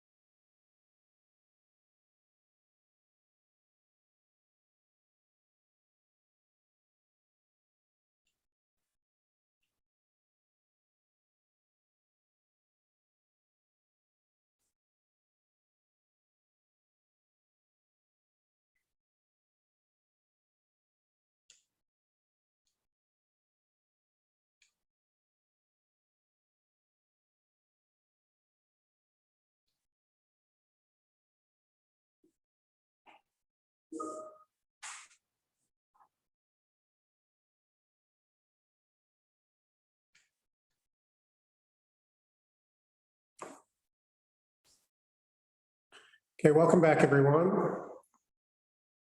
Mayor Koru, are you able to join with audio now?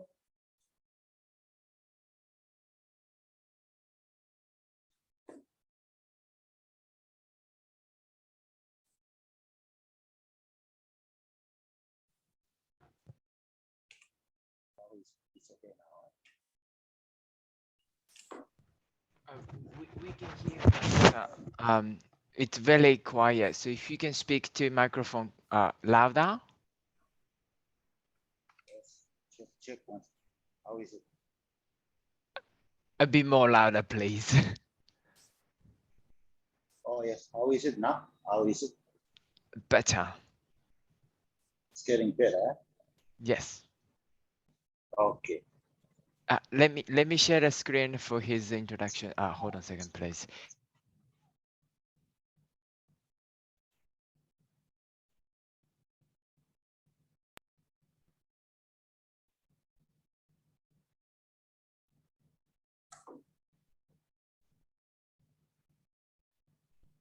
Okay, Mayor Koru, over to you, please, for your self-introduction. Okay. Thank you. Thank you very much. Before I start, it's my greeting. It's my greeting to you, all my fellow mayors, and all to you, those who organized this session. I am glad to join this academy this time. And also, I want to introduce myself to you, as I am a new elected mayor also. I've been in the office for 1 year. And also, I want to share with you why I want to join this academy. As I mentioned before, I am new to this office as a new elected mayor from the Territorial North, Kiribati. And also, I want to to get any opportunity or of networking with my fellow mayors, colleagues, and other Asia Pacific countries, getting or share any ideas, challenges, and solutions, innovation from what's to be shared by my colleague mayors, which are to be useful and to be considered and applied. And also on the capacity building on sustainable urban development, which greatly contributes to the sustainable development of communities in my island. The second one I want to share also on what are the big challenges for sustainable urban development in my island. One is the water scarcity. Water is one of the problem in my island. People get their water from boreholes and rain.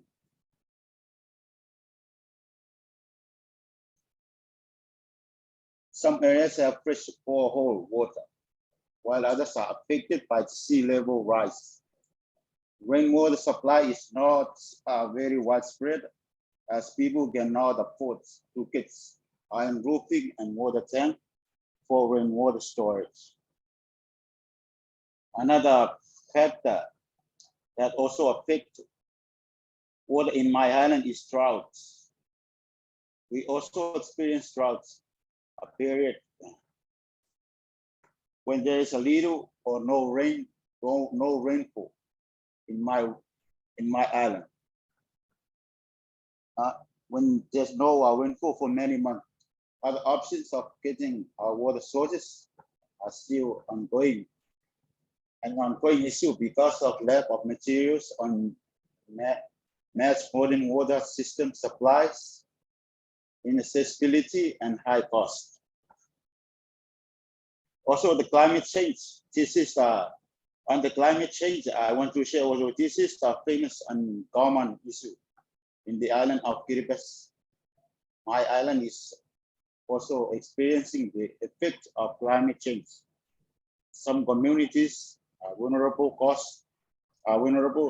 coastal flooding and coastal erosion during high tide season. On the poor sanitation, I also the poor sanitation on my island. This is also the issue I want to share also, as the access to improved sanitation facilities is also another challenge in my island. Most people cannot access to proper hygiene sanitation facilities due to high cost and inaccessibility to sanitation facilities. The last one I want to share is for the most unique part of my island, the largest island in the Gilbert Island group. It is also considered to be the second capital island after Droughts, where the main government headquarters and institutions and facilities situated at. My island have ample sunshine with sad beaches, and people live a simple subsistence life, mainly by fishing and catching copra. Dear fellow mayors, this I want to share at this time. And also, I would like to thank you, all of you. Thank you very much. We look forward to working with you throughout the duration of the Academy. It's my pleasure now to introduce my colleague from UN Habitat, the Director of the UN Habitat's Regional Office for Asia and the Pacific, Mr. Atsushi Kurosawa. You've already heard a lot about the global development agendas, the Paris Agreement, the 2030 Agenda, and the SDGs, and the New Urban Agenda.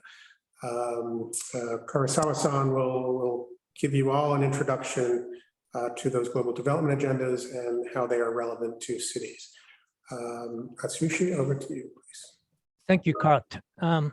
Hello, mayors. Warm greetings from UN Habitat. My name is Atsushi Kurosawa, and I'm a regional representative of UN Habitat for Asia Pacific region. We are based in, not in Bangkok, but in Japan. You see my background, it is now in Japan, and it is autumn season or winter, early winter. So the leaves of trees are changing colors, and it's a good season, but already temperature is going down. And also, yeah, that's the situation. So again, welcome mayors to join this Mayors Academy, and as part of this organizers of the Academy, I'm very happy to meet you all. Thank you very much. Okay, can you go to the next slide, please? So I'm supposed to present. It's me. So I don't need to repeat my self-introduction to you. Next one, thank you. Okay, my task is to provide you the overall picture of the global kind of agendas or sustainable development. But already I think that the earlier speakers and already talked about it, and probably you already are familiar with many of them. But let me ask some questions. You already know SDGs, 2030 Agenda for Sustainable Development, and perhaps Paris Agreement, 2015. Or is it 2015? Okay, anyway, Paris Agreement. But I'm not sure how much you are familiar with other global agendas, like a Sendai Framework for DRR, 2015 to 2030, which I was very much involved in the development phase in Japan. Also, New Urban Agenda, which is UN Habitats. I mean, kind of, we are a pen holder, and so we very much, responsible for implementation of New Urban Agenda. My question is, how many of you are already, familiar with this New Urban Agenda, and how much you are already putting this into use? I mean, putting in practice in your cities. Okay, I'm not asking you to raise a hand, but I have some doubts. You are already familiar with the New Urban Agenda. So, but all these, global agendas are, kind of form the foundation or backbone of the development agenda and targets and goals today, including Addis Ababa action agenda.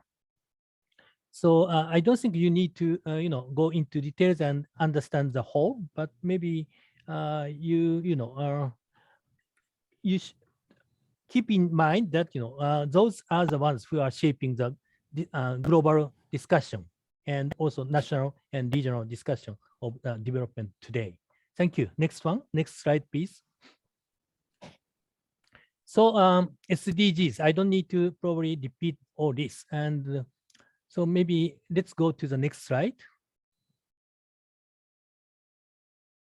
Thank you.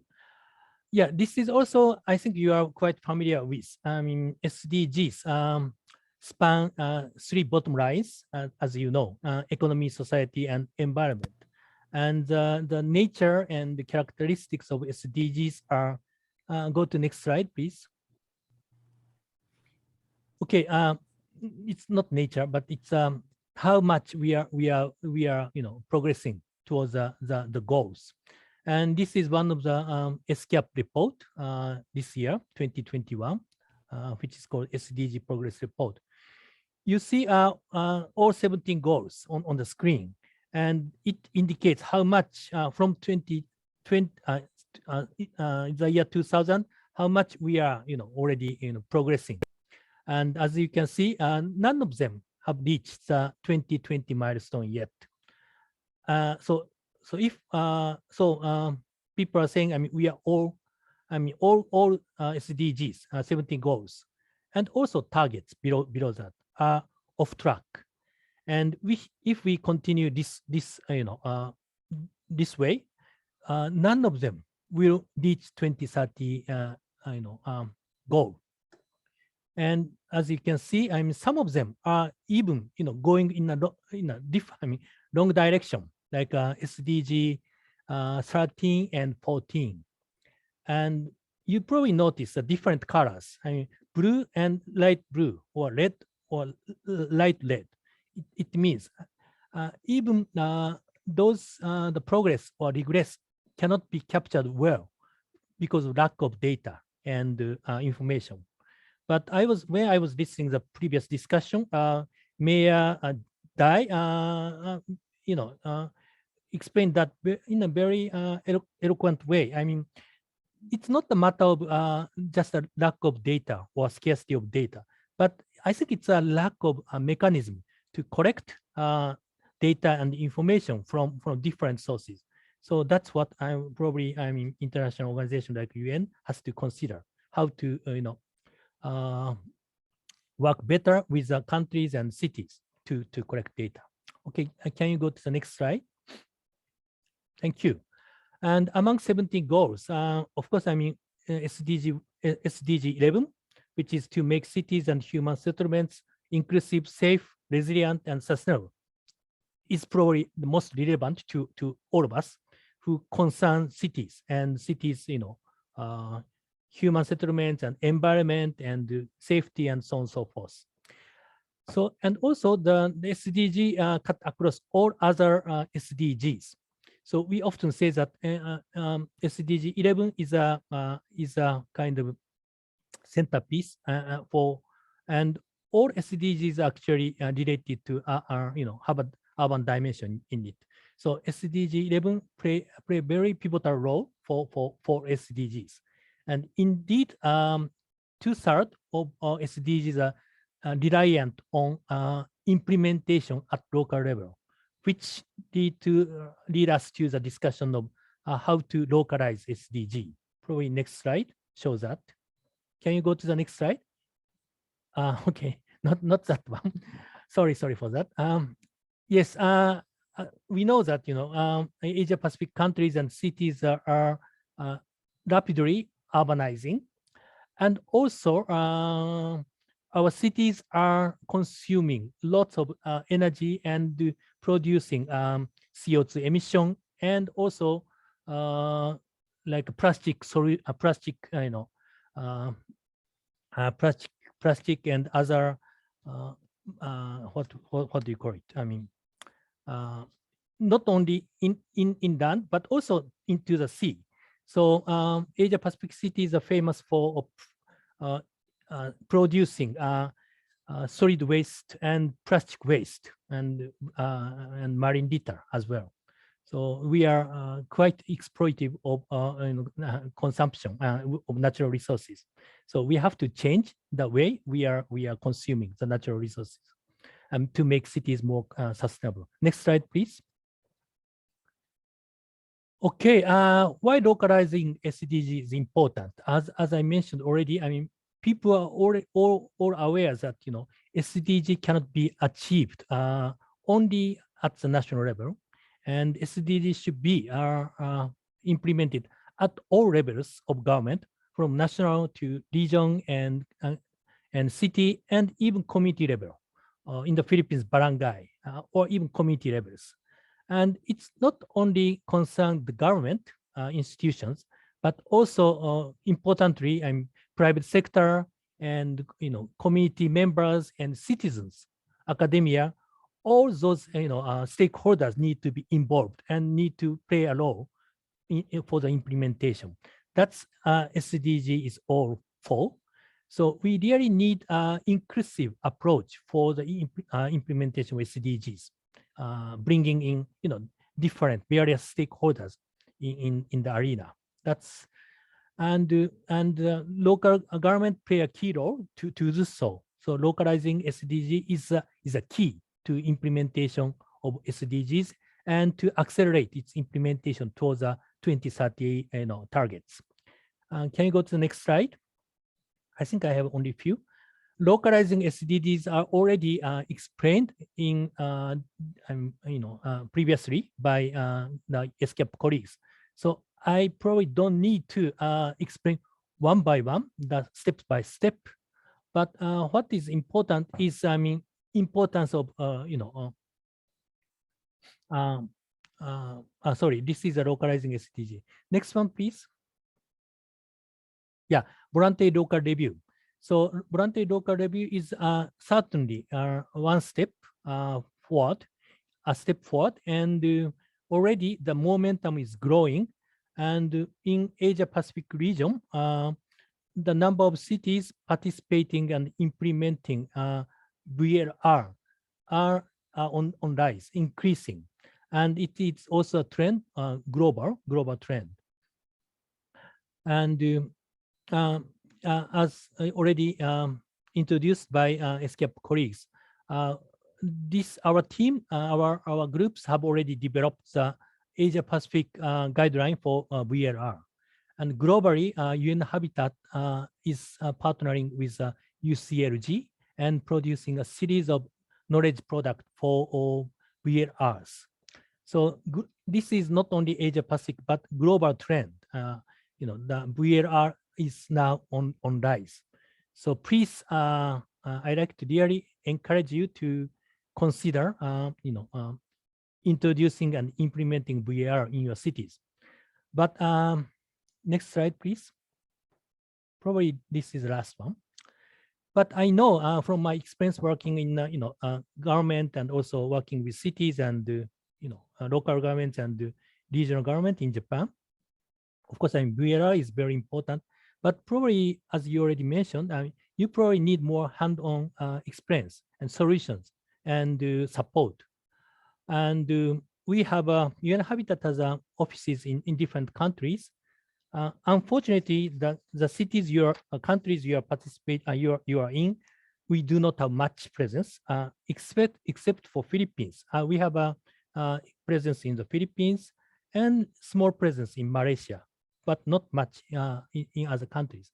But we are together with other UN agencies, including ESCAP and other partners. We are here to provide support whenever and whatever you require. Technical support for any issues you are facing, and you already mentioned various issues you are facing, challenges. So we are implementing those technical cooperation projects in different countries and different cities. So throughout this Mayor's Academy 2020, 2021, 2022, my colleagues from UN Habitat will probably join the academy and provide, share experience and provide support. That's my, hope from my side. And thank you very much for the time. I probably spent a bit 1 to 2 minutes, a bit longer than I was supposed to. Thank you very much, all the colleagues. And with that, I'd like to end my intervention. Thank you. Back to you, Kurt. Thank you very much, Kurosawa-san. Very interesting, and as we go further and further into the modules, we'll dive deeper and deeper into the global development agendas and see how the mayor's interventions and initiatives contribute to achieving those objectives and those aspirations. I'd now like to introduce a colleague from UNU IAS, Mahesti Okatasari, to introduce essentially a textbook for the Academy, the Future of Asian Pacific Cities Report. Oki, over to you for a quick introduction to the 4 pillars. Thank you so much, Kurt, and good afternoon, good morning, mayors. Let me take like your time, 10 minutes to sort of like going through about the to introduce the ESCAP flagship report, the Future of Asians and the Pacific Cities Report, which we'll be using as the main reference for the upcoming sessions of Mayor's Academy. ESCAP has brought together many regional partners to come up with a set of policy pathways. And this report is actually available on the interactive platforms. Then I will invite you to check them. I think we can provide the links later on. So, so this report is actually focused on many different issues and drivers that trends need to be upscaled and accelerated and in the shape to shape more inclusive, resilience, and sustainable urban development pathways, especially how such urban development pathways can be lined up with the 2013 agenda that the Kurosawa-san has kind of explained to you before. So as presented here, you see that the report is actually make the case for 4 priorities and 4 approaches to realize sustainable urban futures in Asia and the Pacific. Each, there will be a total of 15 policy pathway across these 4 thematic pillars. You'll hear more about them in the upcoming sessions, because as you may notice, the module, the title for module 3 to module 6 is actually correspond to each of the pillar. So for today, I'll just try to go briefly walk you through on what to expect from the each pillar and associated pathway. we can start with the future of urban and territorial planning. So this pillar actually looking at how the innovations in spatial planning can help you to address social, cultural, environmental, and economic challenges in your city through different aspects, particularly on regulatory and spatial frameworks, and also applying the new technologies. So under the urban planning pillar, there are three policy pathways. The first one is looking into how to integrate sustainability and quality of life targets into urban planning to future-proof public and private investment in your cities. So if we click this one, and you'll see different type of options that you can actually use to the strategy to apply on 6 different issues, for example, from inequality, pollutions, congestions, resource management. If you look into pollution, for example, we'll go into deeper couple of examples how to integrate this sustainability and quality of targets through, for example, green initiatives. And you look into, we provide the examples on how actually we can address pollution through green initiative, for example, by turning cities into more compact and environmentally friendly urban centers, having an integrated plannings between across different levels, and also strategies that can reduce the capital investment which is easily contested in the political arena. So the examples, each of these policy pathways have, and subsequently the item underneath that has different examples or case study that you can look into. The case study is specifically looking into cities in Asia and the Pacific. So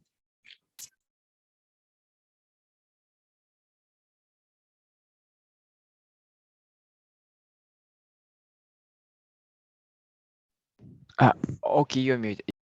is it? I'm back. Sorry. Yes. So thank you so much. I think I missed a couple of words that what I was saying is that the case study provided is specifically on Asian and Pacific city. So you find many similarities happening in your cities, and I think it's a good way to learn as well. So on the urban planning, the other 2 policy pathways is actually co-produce with citizens and identify specific urban regeneration. We see that how important it is to work together with the citizens in the, to align technological investment as well as urban planning solutions in the cities. So again, here you see like there are 4 options that you can implement the co-productions with citizens, for example, to address inequality. Again, the examples is coming in from your fellow cities in Asia and Pacific. So these examples is particularly looking into the way the government using the e-governance platform to map the community budgeting while they try to strengthen social cohesions and participations. The second pillar is on the future of urban resilience. So this approach is particularly based on the idea of addressing environmental, social, and economic shocks and stress, especially we see in the past 2 years with the COVID-19. So it's necessary to address this resilience to safeguard the city futures. So as you may already are familiar with, resilience has become an essential tool in urban governance. And here in this policy pathway, we have 4 different policy pathways that you can choose, or you can try to explore. One of them is scaling up the use of the nature-based solutions and resilient infrastructures. See if we click on this, and we can try to apply these nature-based solutions and resilient infrastructure in different type of emergencies, including disaster, pollution, economic crisis, and resource management. It's really fun to explore like how it can be applied in different contexts as well. So for example, if we look into the economic crisis, they provide like a background, for example, like how the current resilience effort can be scaled up and in the cities, and to allow the city to grow sustainably by embracing technological, social, and global change.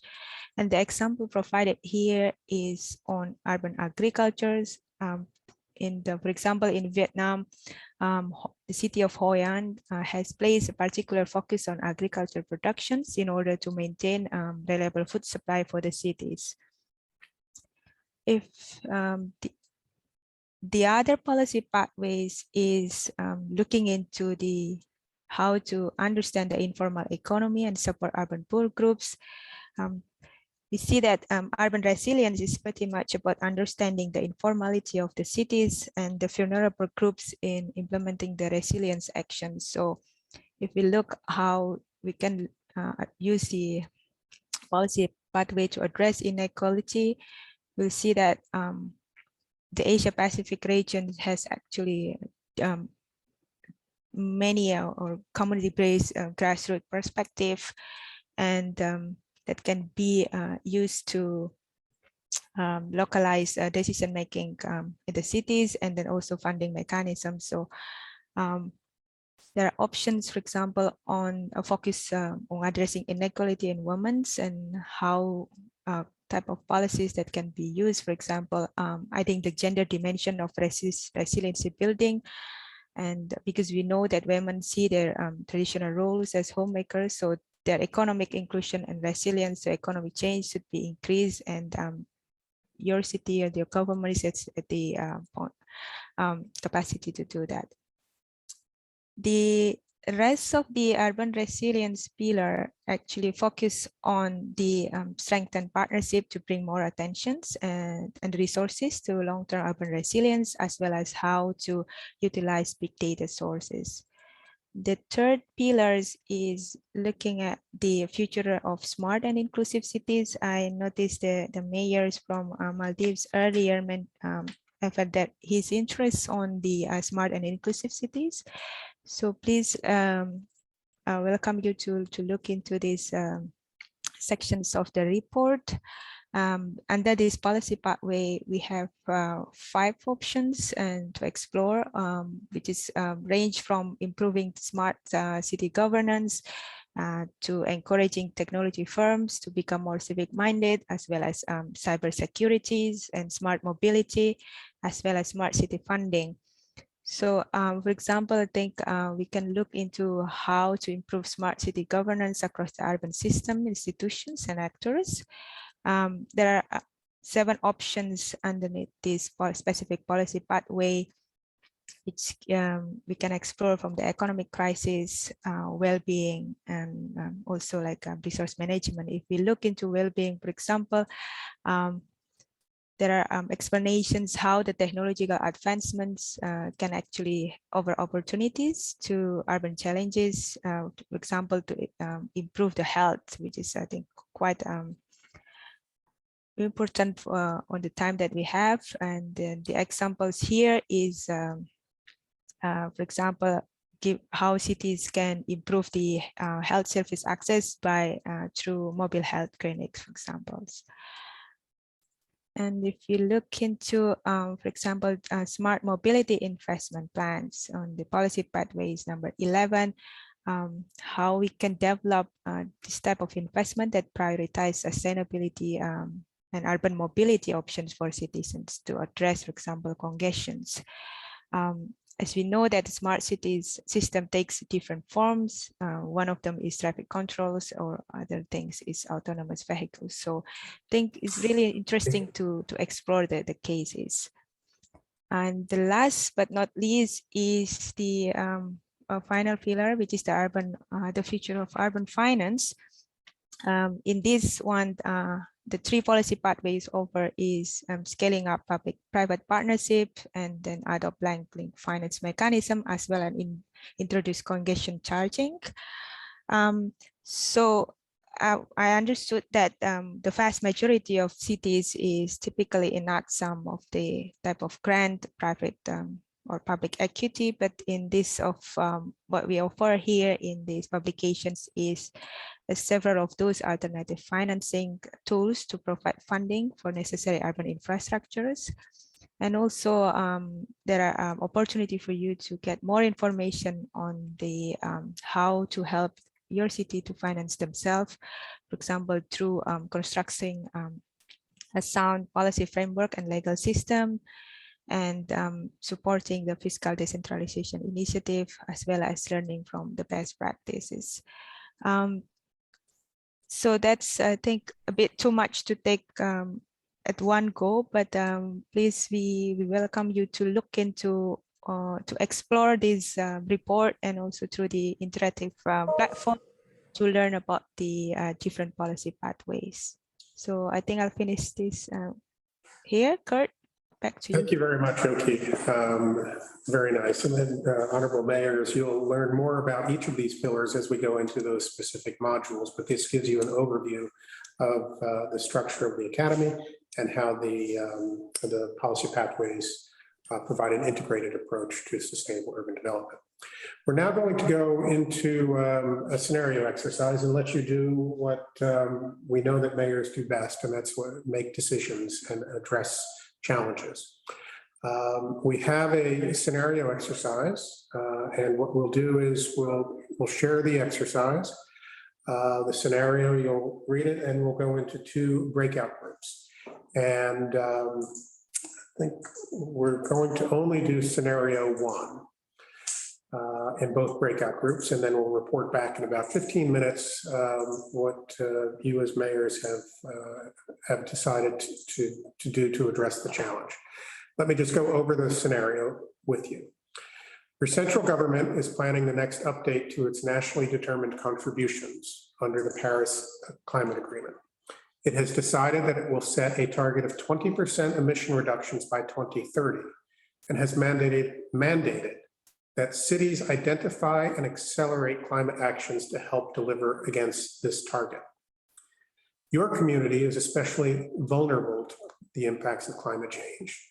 You've experienced increasing floods and repeated blackouts from weather events. Much of your community's housing is along waterways and are prone to damage during these weather events. So the questions we want you to answer, to explore, and then come back in plenary at the end. How will you as a mayor respond to this mandate for your city? What are your immediate, medium, and long-term actions? How do you expect to monitor local actions? And indicate very clearly, what are your top 3 executive actions? We don't want you to get into the science of climate change or the technical solutions. We want to know, what are your executive actions, 3 executive actions. And then as you're discussing these in your groups, is the SDG framework helpful to you? We'll ask 3 mayors to, in each breakout session, to explore these and nominate one of the mayors to report back in plenary. Okay, we'll have about 15 minutes for this exercise, and we'll put you automatically into the breakout session. Some of you will stay in the main room, while others will go into a separate breakout room. Are there any questions about the exercise? Again, you have a mandate to respond to climate action, and you have some specific vulnerabilities within your community that you have already been struggling with. How do you respond? And what are your top 3 actions? Okay. And we'll have facilitators in each of the sessions to help guide you through the discussion. Okay, let me ask my colleague to put us in the breakout room.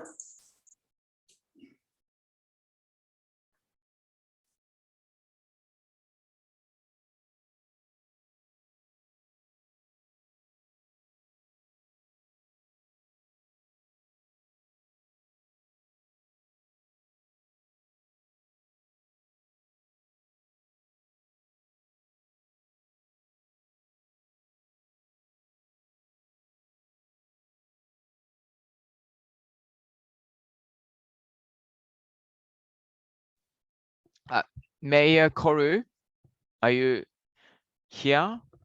Could you please accept the transfer so that we can move you to the room?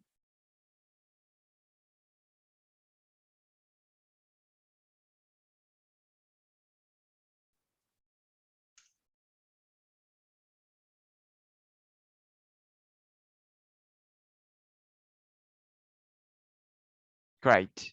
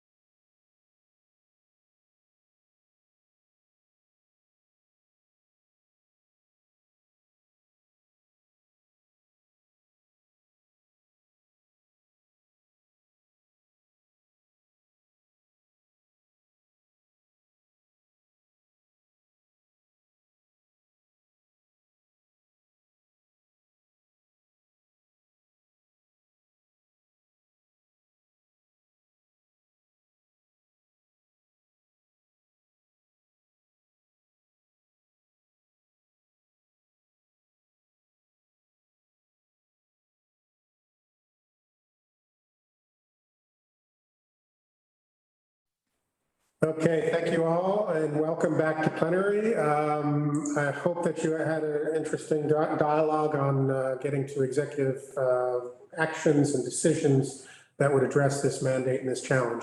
Let me start, Atsushi, with your group. Do you have a mayor who is representing you?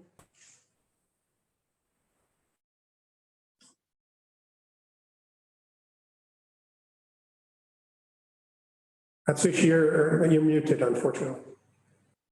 Okay, so sorry for that. Yeah, we had 3 mayors, Mayor Rahman, Jerry, and Mayor Koru. And Mayor Jerry kindly volunteer to report back to this plenary. Great, Mayor Jerry, please.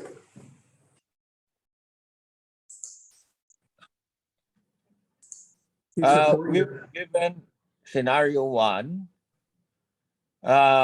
And what are we have identified some of the issues.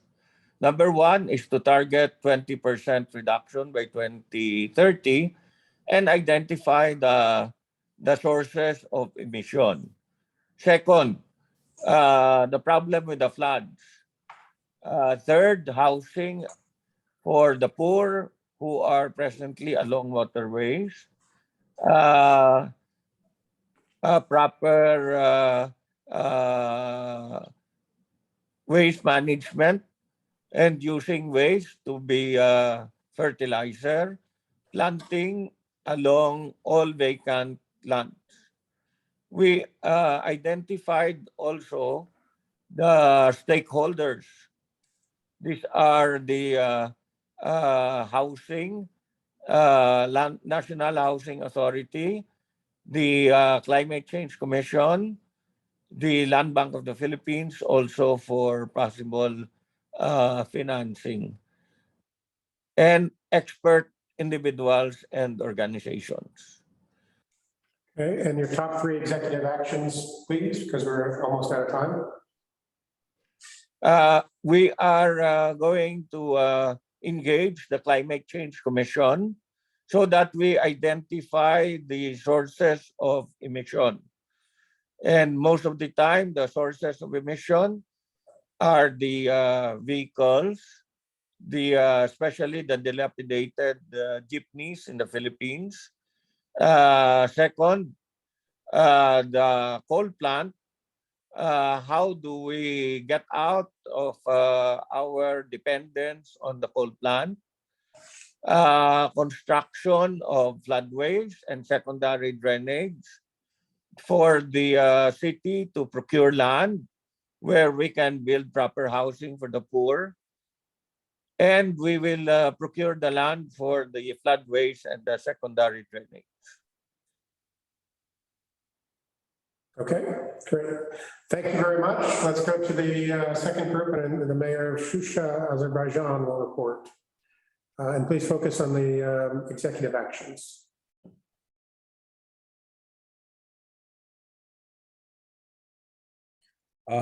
In our case, we as emirs first started with the control of the vehicles to not permit the cars to enter the city, or to use only the electric or the hybrid cars to use in the city, like green vehicles, like electric bus, golf cars, and etc. And we also want to promote the use of public transport, buses, which is also working with the electric. Then the focus on renewable energy sources, solar panels, and to get the electricity from the rivers and use it on the city. The other encourage was the tree plantation by local population to make the city green, promote energy saving practices, and to get the electricity from the west. Okay, so the 3 actions to the right on the screen. Your executive actions, as discussed, included creating a steering committee or stakeholder group. yes, creating steering committees, stakeholders, group of public actors, NGOs, and others, leadership, and create an operational team from all other ministries. Okay, and then the third there is amending or introducing legislation on the control of vehicles. Good. Thank you all very much. As we go through these modules, there will be more of these kind of scenarios to help expose the issues that you'll be addressing in some of the solutions. We've come to the end of the first module. We want to introduce the module 2, which will be scheduled soon after the first of the year, as indicated earlier. And let me introduce a colleague from UCLG ASPAC, Ms. Liz Villegas. Liz, over to you. Thank you, Kurt. So in this module, here in Module 1, the importance of local government and local leaders in achieving the global agenda has been acknowledged and emphasized. As cities and local governments continue to be at the forefront in responding to and recovering from the COVID-19 pandemic, short and long-term planning for recovery are being undertaken. Given this, it is crucial for local leaders to gain understanding on the fundamental regional recovery framework and how local governments can lead bottom-up recovery efforts in order to build back better from the pandemic. So that is why we have Module 2 on COVID-19 recovery. So the objectives and learning outcomes are as seen on your screens, and it will also be shared with you later on for the concept note of the module. Next slide, please.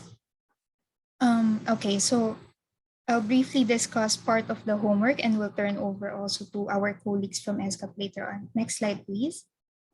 So the homework on COVID-19 recovery planning, through the format that will be provided, mayors will discuss what are the key points or priorities of their local recovery plan, how the local recovery plan can contribute to the implementation and achievement of the SDGs. Next slide, please. And what are the challenges experienced when planning and implementing the COVID-19 recovery plan? So that's it on my side. So I'll turn over the floor to ESCAP colleagues Sammy and Hiro for the sections on Vlr Journey and the introduction of the initiative template. Over from me. Thank you. Thank you very much, Liz. Good afternoon once again, colleagues, and very briefly, as I had mentioned earlier when speaking on the voluntary local reviews, that we have an interactive e-learning portal called the Vlr Journey. And during the course of the Academy, we will request you to complete specific portions of this Vlr Journey before the start of each module. Going forward in each of the upcoming modules, we will take up some time to discuss your own journey's progress, any sort of feedback that you might have, and why you're choosing to focus on a specific aspect of the journey itself. Next slide, please.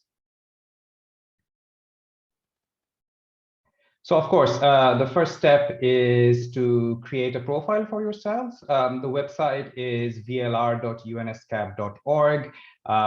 You will be able to access the slides from today, and the web address is mentioned there as well. So we will request you to go to the website, scroll down to the bottom and select the novice option. And then you'll be requested to sign up using a username and a password. Next slide, please. And from there on, you'll be off to your own Vlr journey. So we have 3 options for 3 different stakeholder groups to get started. So of course, we will request you to select the first option, which is local governments. And the Vlr journey is a self-paced, self-guided experience. So we will request you to continue with the journey till you are presented with the Visionary Award, and it will pop up on your screen as is presented on the slide. You are of course more than welcome to keep on continuing with your journey, but the discussions in the next module will focus only up to the Visionary Award. That's it from my end. I'll hand over to Hiro. Thank you. Thank you very much. This is the last homework. Sorry for having 3 homework, but I think it would be crucial to kick off with a solid preparation for the next module. So we have a template for the initiative that we have discussed early on with the alumni and also mentioned by Kurt. The idea is to start planning early so that we know what you are planning to do as an initiative, so that information will help us build the better program and the more tailored of the program to your needs and demands. So we will provide all templates and the homeworks and the links and everything via email later on, so that don't worry about getting all information now, and you'll be able to access and then review the materials later on. But just a heads up that this will be the first attempt to sort of develop the initiative, and doesn't need to be complete, but it would be very helpful for us to plan ahead. So that's all from me. Over to Kurt. Thank you very much, Hiro, Sammy, Liz, for those interventions. Honorable Mayors, that brings us to the end of this first module. We'll see you after the first of the year in Module 2 on COVID recovery. We do ask that you give some thought to your initiative and begin to look at that template and begin to fill in where you feel comfortable at this point. Again, as Hiro said, that will give us the opportunity to look at each of the initiatives and also make sure that we have the appropriate expertise brought to give you the level of feedback that you need. So thank you all very much. Unless are there any questions or comments at this point from any of the mayors? I know we're a little bit over time, so don't see any questions. Yeah, I think all is good. All is good. Thank you.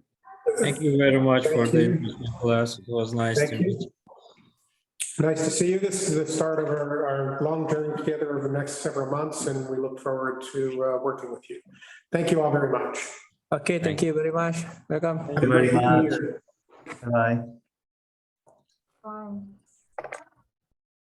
Thank you. Bye. Bye. Thank you. Bye. Thank you. Goodbye.